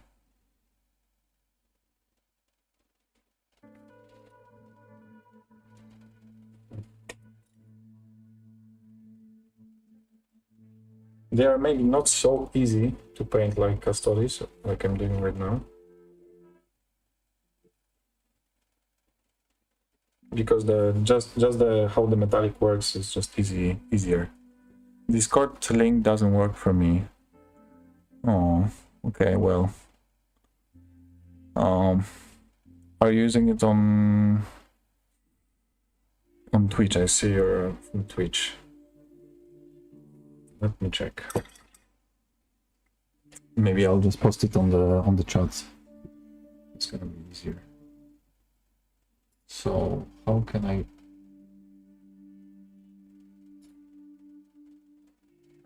Yep.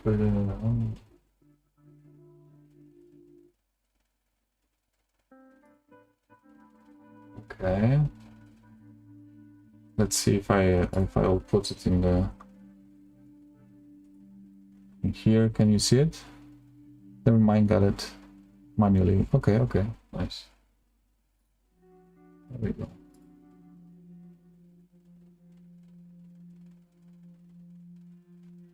So when you will get in, my brother will probably give you the access for everything, and yeah, you can join the conversations and everything.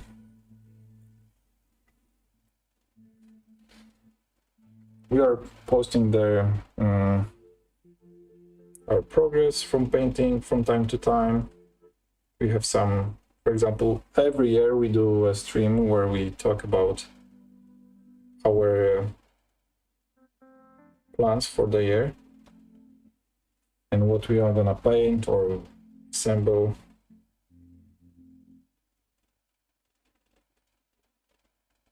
There are some really talented guys that are posting their progress there. Very fun to watch how they do it. And basically we have guys from all the systems, you know. Some people are playing Kill Team, some people are playing 40k, 30k. 30k actually, I think it's just this amount. But AOS, Age of Sigmar, I mean, there is Necromunda, there is like so much stuff there.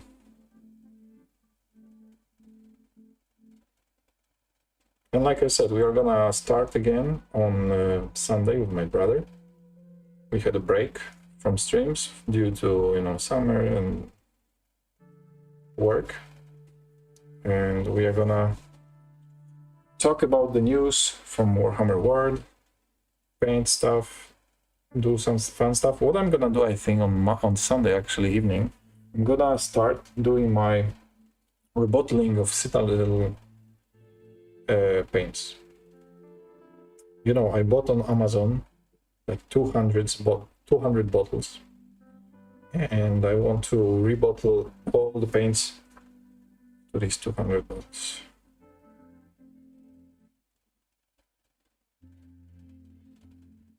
And it's a long process, I know. That's why I'm gonna just start it, test it.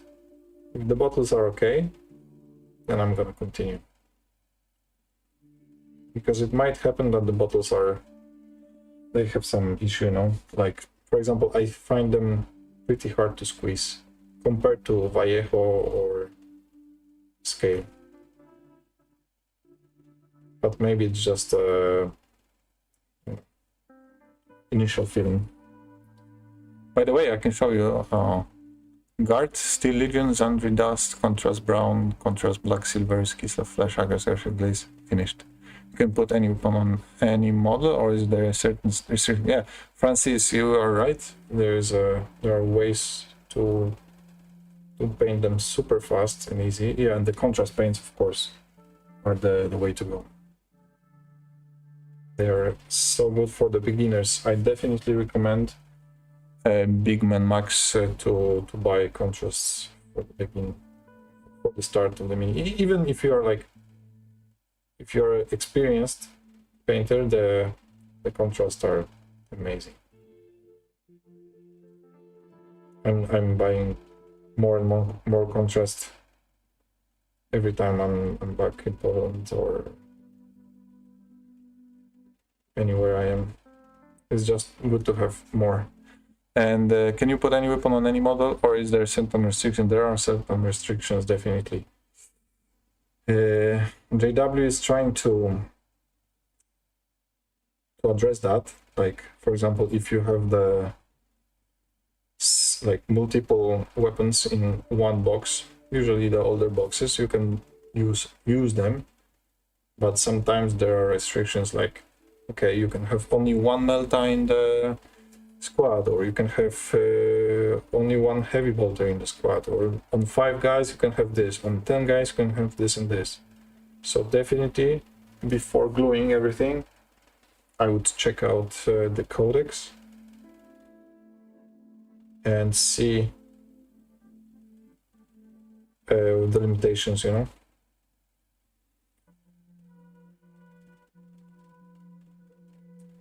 I mean, nowadays, when they are releasing a new stuff, they usually do the thing like one miniature has 2 options of weapon, and then you can just decide which one to use. And it should be fine, because the other guys have like regular las guns, or but it didn't used to be like this, you know. For example, the old kit of Marines or Space Marines, they had like everyone could have a chainsword, everyone could have a bolter, like 3 guys could have Melta and Flamer and heavy bolter, and you know, you could basically do the special weapons all over, and then when it comes to play, you could use just 1 or 2. So they by the time I think they fixed that, like they are not releasing so many special weapons anymore if the unit actually cannot use it. You don't choose guard if you want a showpiece army. You need to cheat and be okay with less if you ever want to play.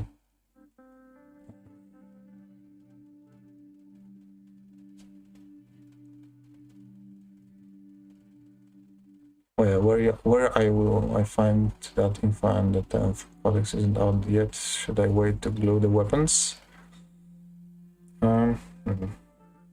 So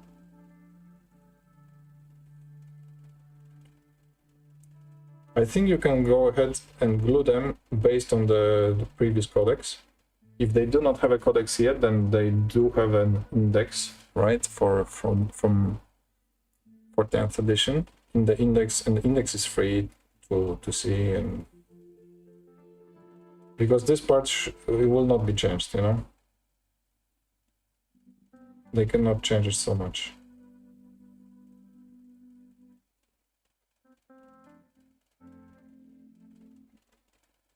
So basically, when in 9th they could have like Melta and Flamer in the one squad, in 10th they can have the same. Because this is just what they bring in the kit box. So don't worry about that.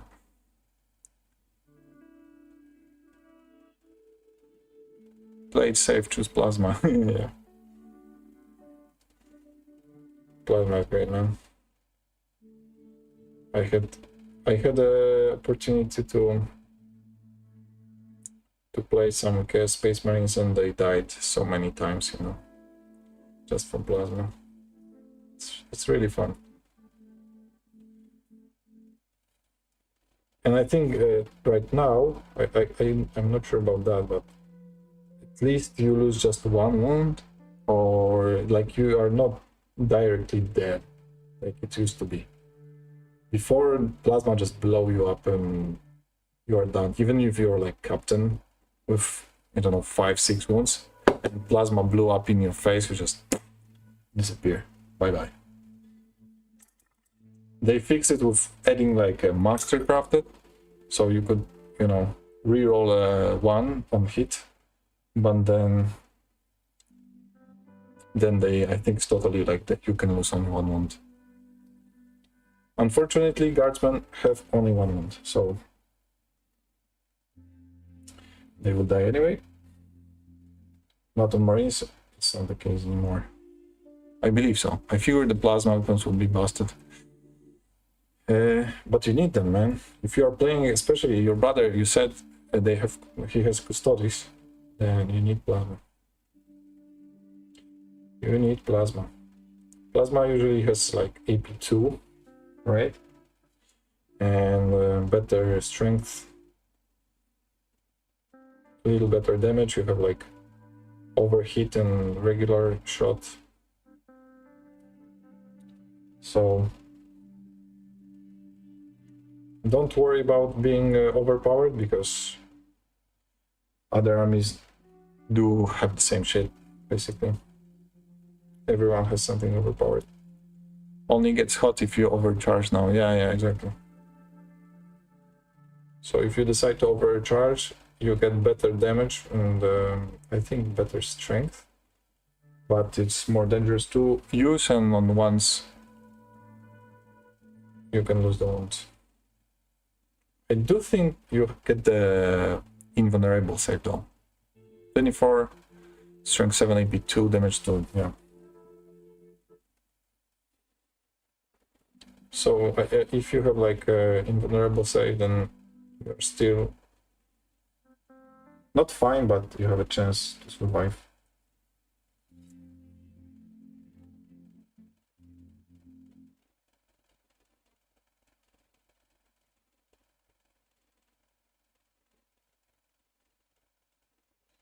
But as I said, they changed it.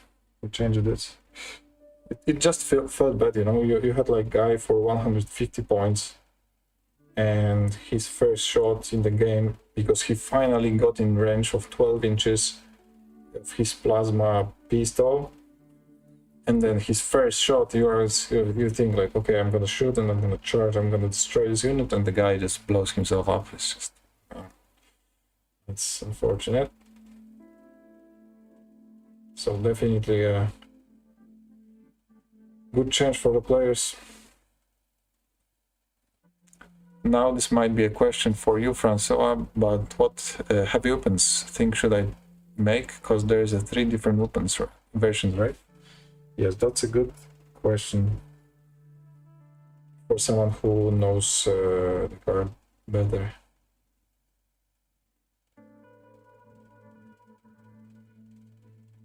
I have no idea what kind of stats do they have and for what they are used. If there are any 40k experts here, then yeah, rapid fire overcharged plasma guard going down in a fiery blaze of white hot glory for the Emperor's Grace. For the Emperor. Yeah.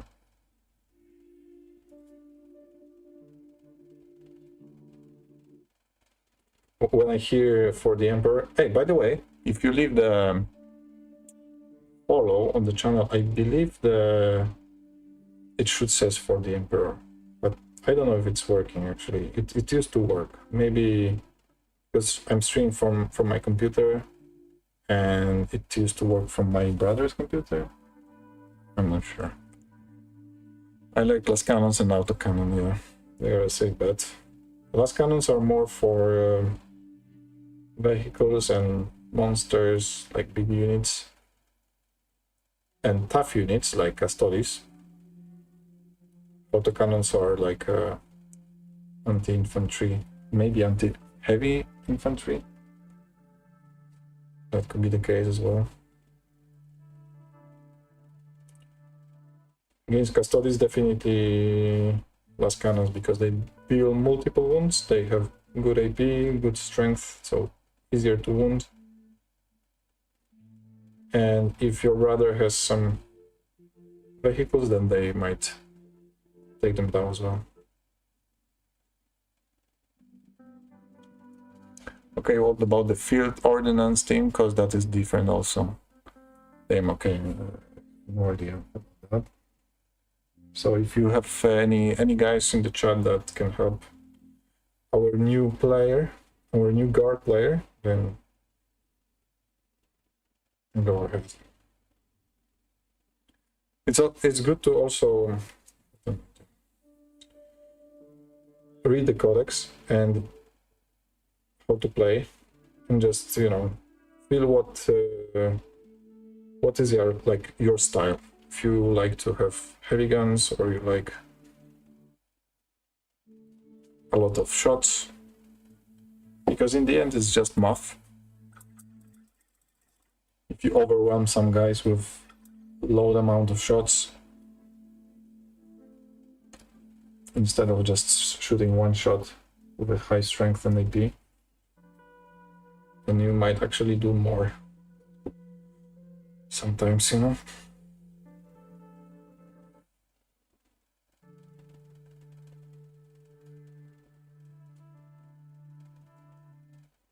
It's especially the case in 30k now, because they have like rules from 7th edition, and for example, last cannon has a strength 9, AP 2, and there is no damage, so basically every weapon deals 1 damage. It was like, if you have greater strength, you can do an instant death. For example, double your toughness, then you're gonna deal instant death. So for example, if the guy has 3 wounds and gets shot with the last cannon, do not get the save, then he dies immediately. Now, most of the characters are immune. They have like Eternal Warrior or something. And also it's used mostly against vehicles, you know. So you have to choose wisely who are you shooting at. For example, the biggest bullshit is with shooting at the dreadnoughts, because dreadnought, like, technically in the paper is not a vehicle, it's just a, you know, huge dude in the armor. So in 30k they did something like 6 wounds, toughness 7, so you basically never can get the instant death, and also they are immune, so if you do an instant death even with like a strength 14, they just lose D3 wounds. And other than that, if you shoot at him with 100 bolter shots and then with 10, I don't know, last guns or whatever, last cannons, then you will do much better just by the sheer amount of saves that he has to do. You will just find some ones here and there. And of course, it's hard to, get 10 last cannon shots in one guy. It's almost impossible to do. I don't know anything about those.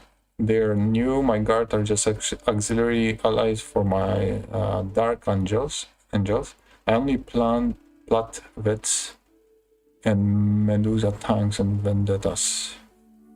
Okay. Yeah, I don't know. You can ask on our Discord, because I know we have guard players actually. Maybe they can help you out. Because I think Atlas is the guy who has a lot of guard. He has full army and a lot of tanks and these new units, old units. So he might actually help you. Just put the question in our 40k chat and you should be able to get the answer very soon. And it's good to ask before assembling, definitely. Yeah, it's better play safe.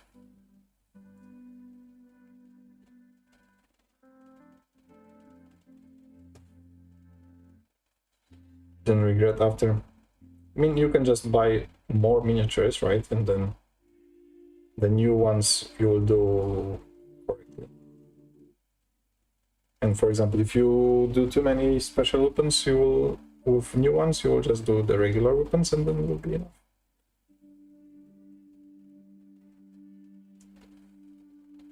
Or you just do proxy. Proxy is like when you don't have the weapon that is in the paper in your list, and you says it's a different weapon. Like for example, with my Dreadnought that you can see in the corner, I'll just say, okay, he has Volkite in this game, but in reality he has Flamers all the time. That should be fine, especially if you play like friendly games with your brother. That's never an issue.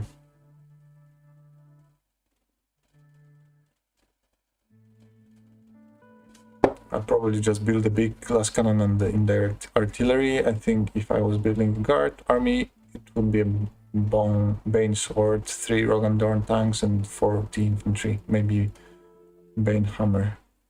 Yeah, I think Rogue and Dorn are the way to go. They're new tanks, I mean fairly new tanks.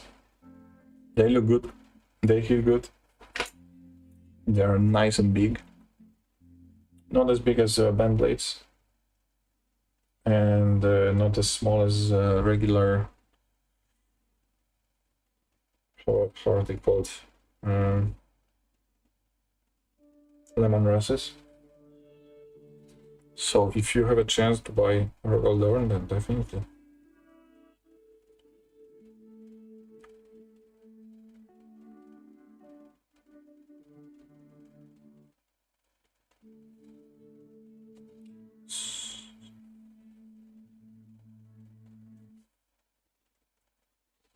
And in 40k, I think that the vehicles are a little bit stronger.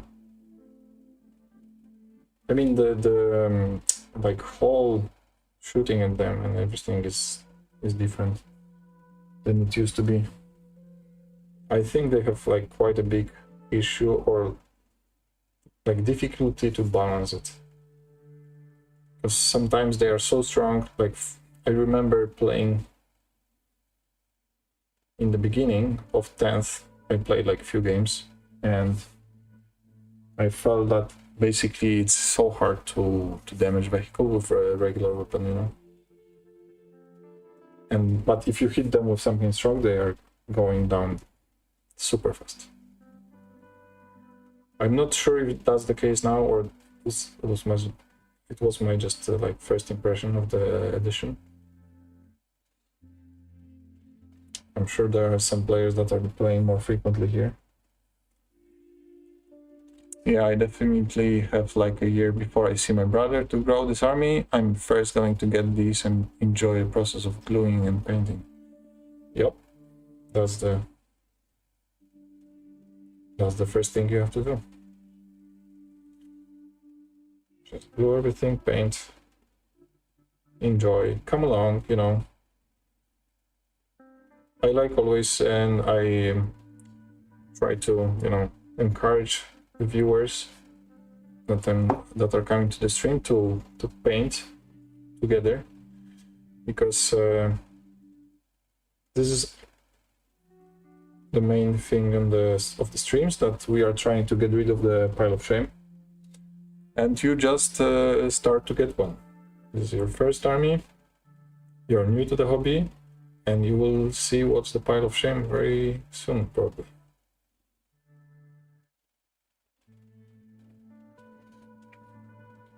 I do have a huge pile of shame, and I'm ashamed of it, and I'm trying to get rid of it as soon as possible. No. It's just been enough. Okay, so the second layer on the second guy I'm done. It's the stream is over 2 hours now. Well, I might actually extend it a little bit. Why not, I guess. You guys are having fun in the comments, so it is also encouraging me to keep going and not stopping.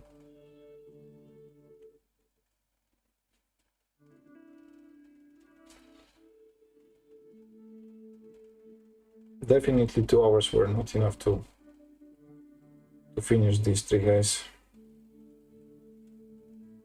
As usually, I overestimate my abilities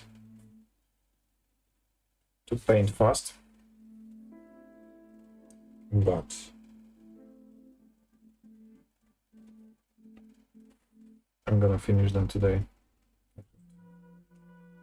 and then I will take a break on the weekend.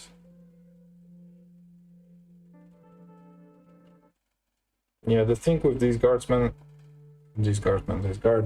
custodians, is that there is a lot of black to be painted. And I need at least 2 layers, and I mean a lot. It's just a lot of details to be avoided, and it's just Extending the time of painting.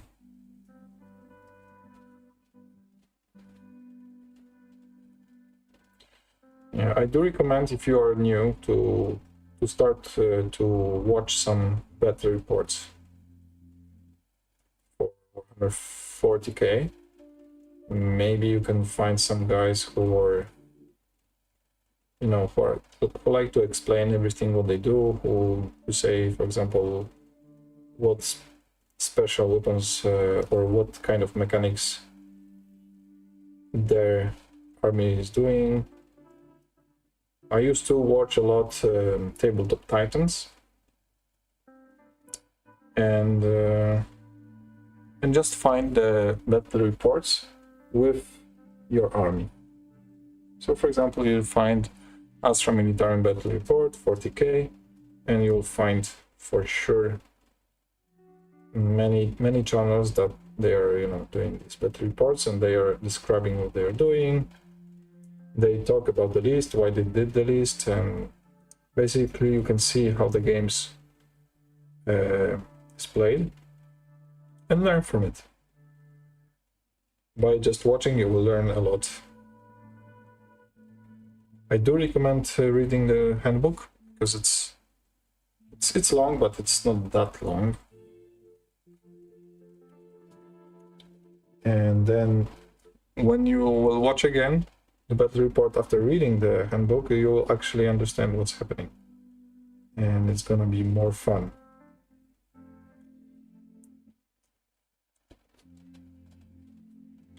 Okay, where do I find the point total of each unit?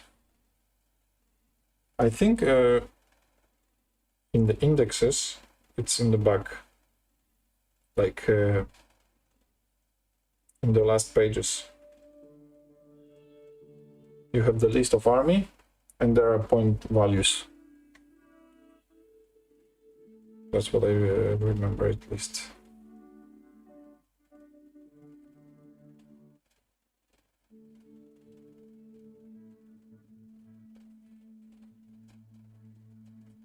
There can be like a download on the JW website, and in this download there is, for example, only point values. There is some name for it, I think. I don't remember.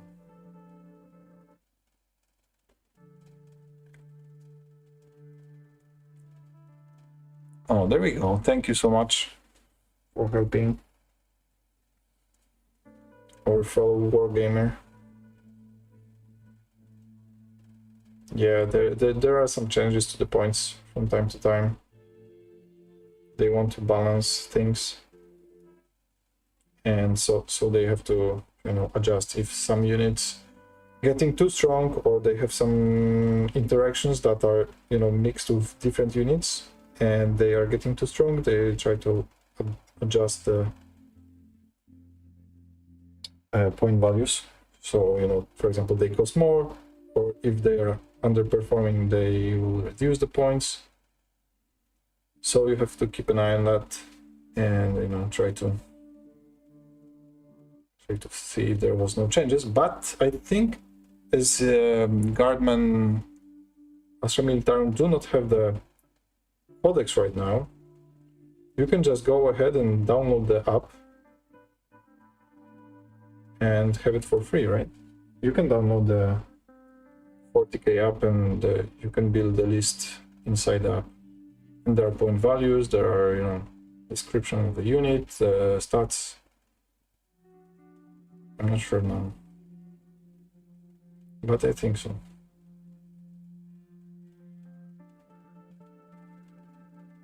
And it's much better than the previous edition app. The previous edition, 9th edition app, was, in my opinion, quite a disaster. And in this edition, it's way better. I did some lists.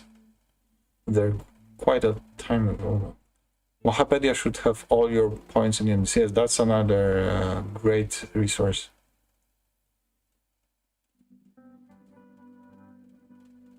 Yeah, if someone can, you know, put the link to Wikipedia, so our big man Max 234 have the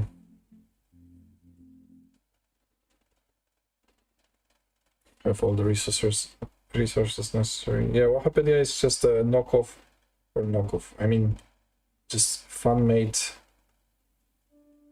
version of the codexes. It's just a Wikipedia for 40k, Kill Team, and other stuff. I think even I don't want to speak out of turn, but they have some multiple systems there, and it's made really good, because you can hover over the unit and see if there are some special abilities and what they are doing, these special abilities. So this is really good, and I even think there are points. Yeah, like Francois said, I think there are points.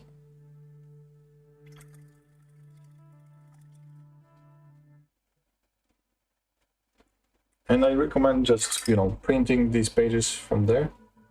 You know, you have the paper, you can read it, maybe mark some things that are more important to you with a pencil or whatever.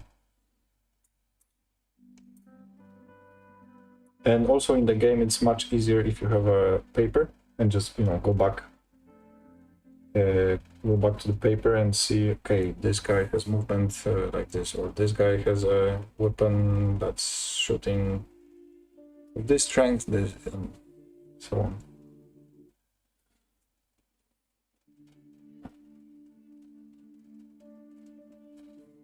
Łapy też, yeah. Exactly.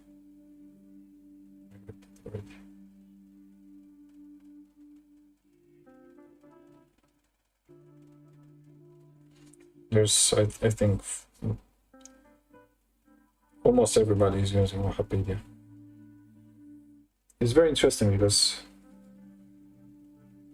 I think it's a big problem for Games Workshop. You know, they are trying to shut it down,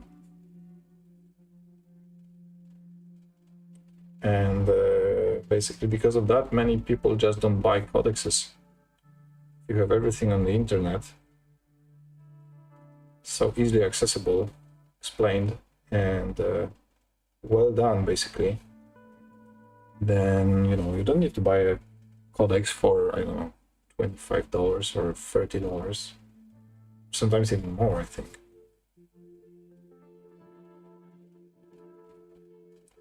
But the guy, I think, is from Russia or somewhere.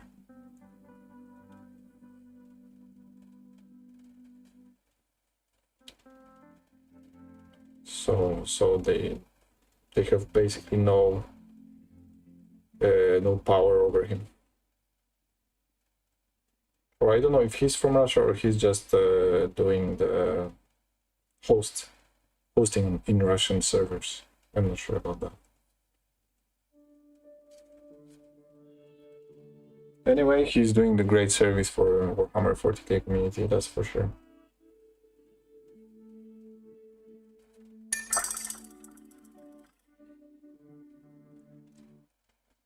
Yeah, you got to watch the better reports, exactly. I do recommend that. I recently started to watch some better reports for Custodians, just to, you know, to learn what they can do, because I have the miniatures, but I've never played the Custodians ever. So I have like few thousands of points and played it. It's quite embarrassing. But I was like, no, I have to paint them first. This was it was my main goal. So finally got to that. And there we go. We have some recommendations for channels. More Than Glory. Okay, he's specifically for Imperial Guard. Okay.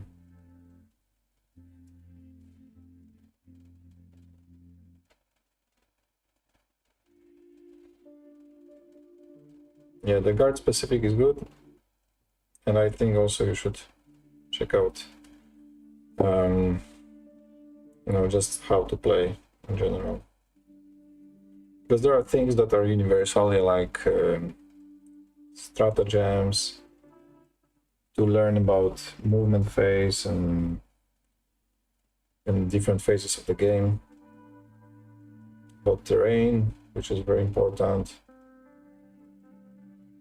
What does the terrain do, and how you can use it to your advantage. There are many things to learn.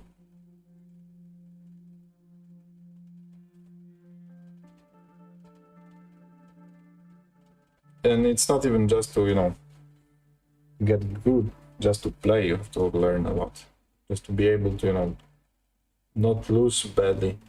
Because if someone knows the game and has some experience already, and some new person is coming, then it's very easy to destroy that person by just, you know, knowing the rules and how the games works. Like when he forgets about stratagems, you'll forget about some special rules you have. And if your opponent is not kind enough to, you know, to let some stuff go, like for example, if he will use all his power to destroy you, he will remember all his rules. So unfortunately, I had that experience. I played against a guy who knew very well the system, and I didn't. And he knew his army very well, and I didn't mine. This was my first or second game, so I was like, okay, well, I just get completely annihilated.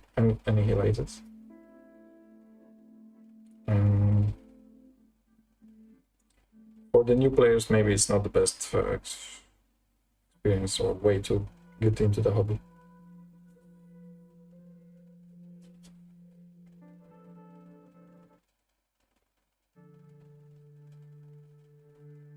Okay, I think I finished my black paint. So there's really not so much left to do on these guys. I probably should do the null oil and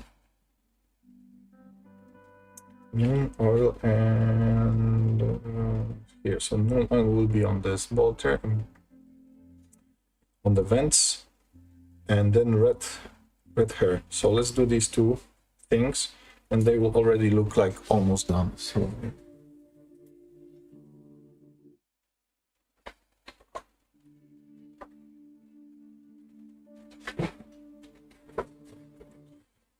from that, from these two, after these two things, I can do the gems. So all these blue, you know, blue gems that are on the armor, and then some highlights of the silver highlights. Gray highlights on the joints between armor and gloves. And ice. I like to do ice as the last step. So really, from now on, there should be much less things to do. And how we stand with the timing. We are still under 3 hours. Okay. Let me just check something. Okay. So, as I showed you before, my friend printed this out for me. And I'm always putting my shades here, especially in the big bottles. Now it will change because I will put it in this bottle, in the new bottle. But look at that, you see? There's so much rust. I bought the stainless steel balls, and they are definitely not stainless. I mean, come on. There's like a ton of rust inside. So I was testing that if they are actually stainless, if I can put them in the paint, and I'm happy that I did, because you cannot. I mean, I didn't expect they will get rusty so fast. This is crazy. I thought maybe after 1 week I will see something like but this is like 2 days old, and yesterday it was already full green. So anyway, let's go back to painting, right? I need to just buy new stainless steel.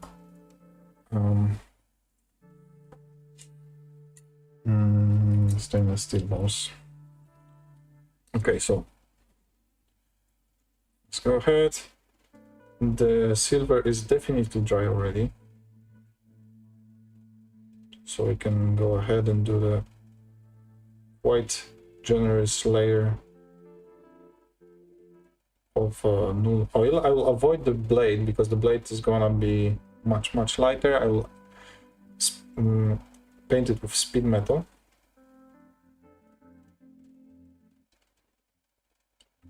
Okay. So I'll do the yeah, I should do everything already. So, oh no, I didn't do the black.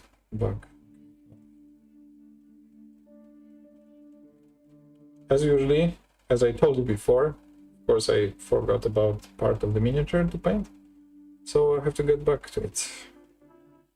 But let's do the null oil first on everyone, and then I'll go back. It's not that big of the deal. Okay. Tip of the spear. Stainless steel rusts, aluminum doesn't. Yeah, that. There we go. But I don't know. If, for example, the army painter sells the stainless steel balls for paints, do they use aluminum really? Because I have some of those. And they're fine. I mean, I don't have any problem with it. And aluminum is not so heavy, no? Stainless steel is it's heavy, which is quite important, I think, to, you know, break the paint correctly. Because what I want to do is you know, put in all these 100 or 200 paints that I'm gonna transfer from Citadel bottles to the new bottles. Lid doesn't rust. Yeah. So maybe I have to just find new different balls, you said.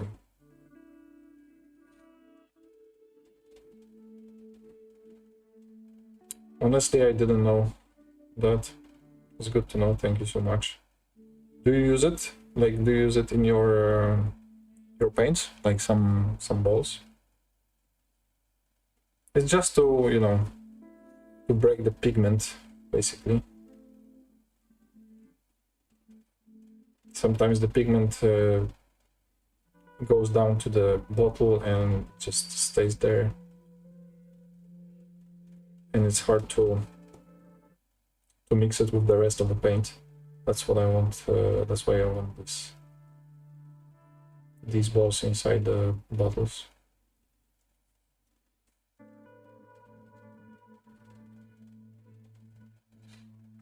I do have some of them in my contrast paints, but these are the specific ones from the painter. And so far they work great.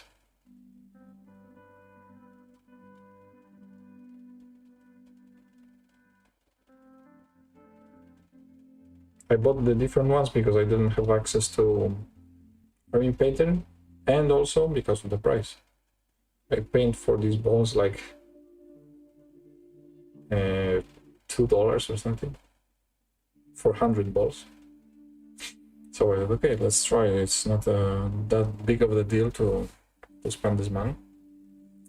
But unfortunately, they, as you see, didn't work as intended. So $2 wasted.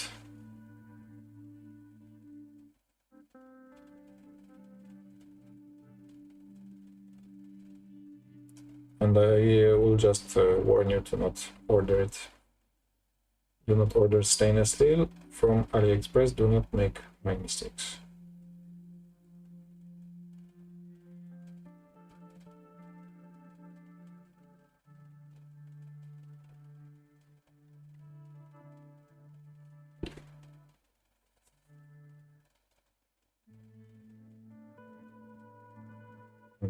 Okay, we are close to done with Null oil.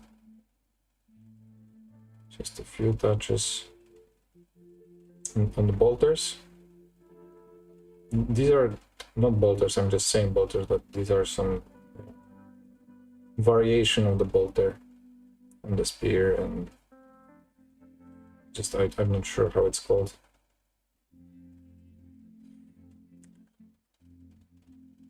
All right, I'm off to bed. See ya. Okay, thanks for coming. See ya. No, I just paint straight from the pot. Most of the time I have a vortex mixer to agitate my paints. Yeah, I'm doing the same. Right now I'm doing the same. I just want to have these bottles, you know. I want to transfer it to have a chance to mix the paints and you know, measure them more precise. For example, let's say I have an army and I want to mix two paints and I want to be consistent of the mix. So with these dropper bottles, I can exactly know how much of the paints I'm using every time. So let's say I'm using a mix of yellow and red, and just you know, put 1 drop of yellow, 1 drop of red, and do it every time the same way. With Citadel, it's a little bit more difficult, because you are putting the paint with the brush, and sometimes you take more, sometimes you take less, so it's just less consistent. You can still do it and you'll be fine, will look okay, great. Just I feel just this is one of the benefits, and another benefit is for the airbrush. So with dropper bottles, it's so much easier to use in the airbrush.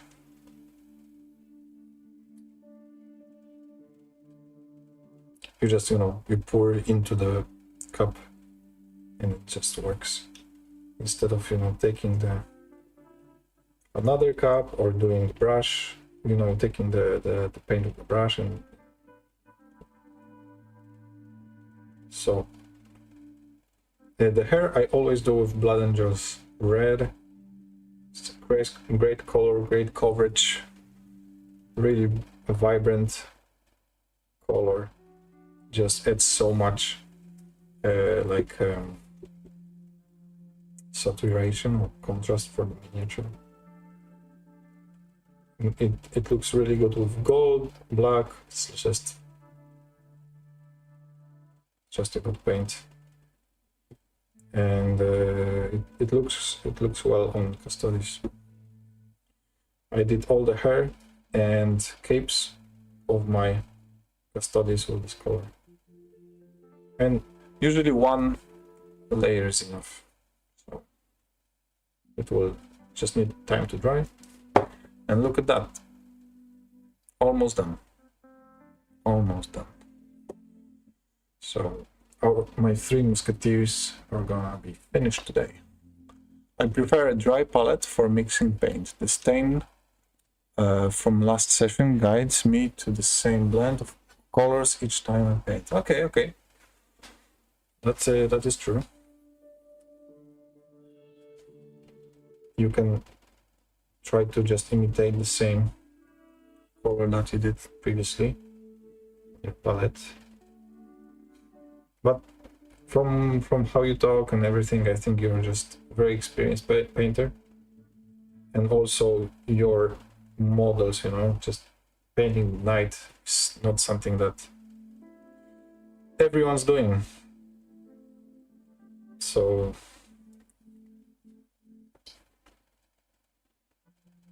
and I'm still like you can say experimenting with stuff,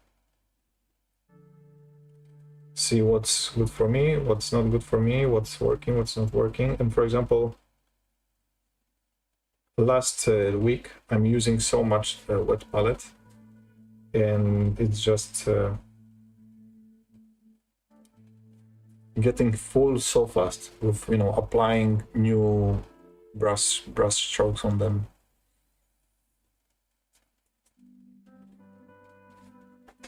Okay, second one almost done, looking good. Let's take the last guy, paint the red hair.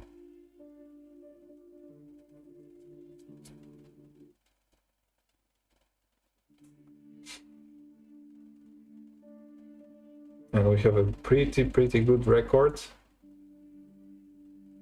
in today's week, in the first week of the challenge, of removing all 1000 miniatures from my pile of shame. I mean, removing, just painting them from unpainted to painted. And with the finish of the day, I will have 1% done. Exactly 1%. So that's pretty hype. No, it's not that much, but you know. After 3 years, I'm gonna finish everything. There we go, the fur guy. And with that positive accent, the stream is almost 3 hours, so guys, I need a break. So I appreciate you coming over and watching me rambling, painting.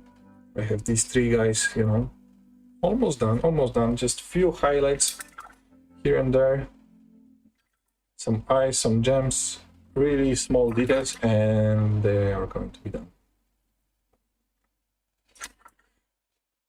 Ladies and gentlemen, have a great rest of the day. Have a good weekend. I'm gonna have a weekend. I know you have one more day, but Friday is like a weekend. So I appreciate you coming over, and see you on Sunday. Have a great time. Bye bye.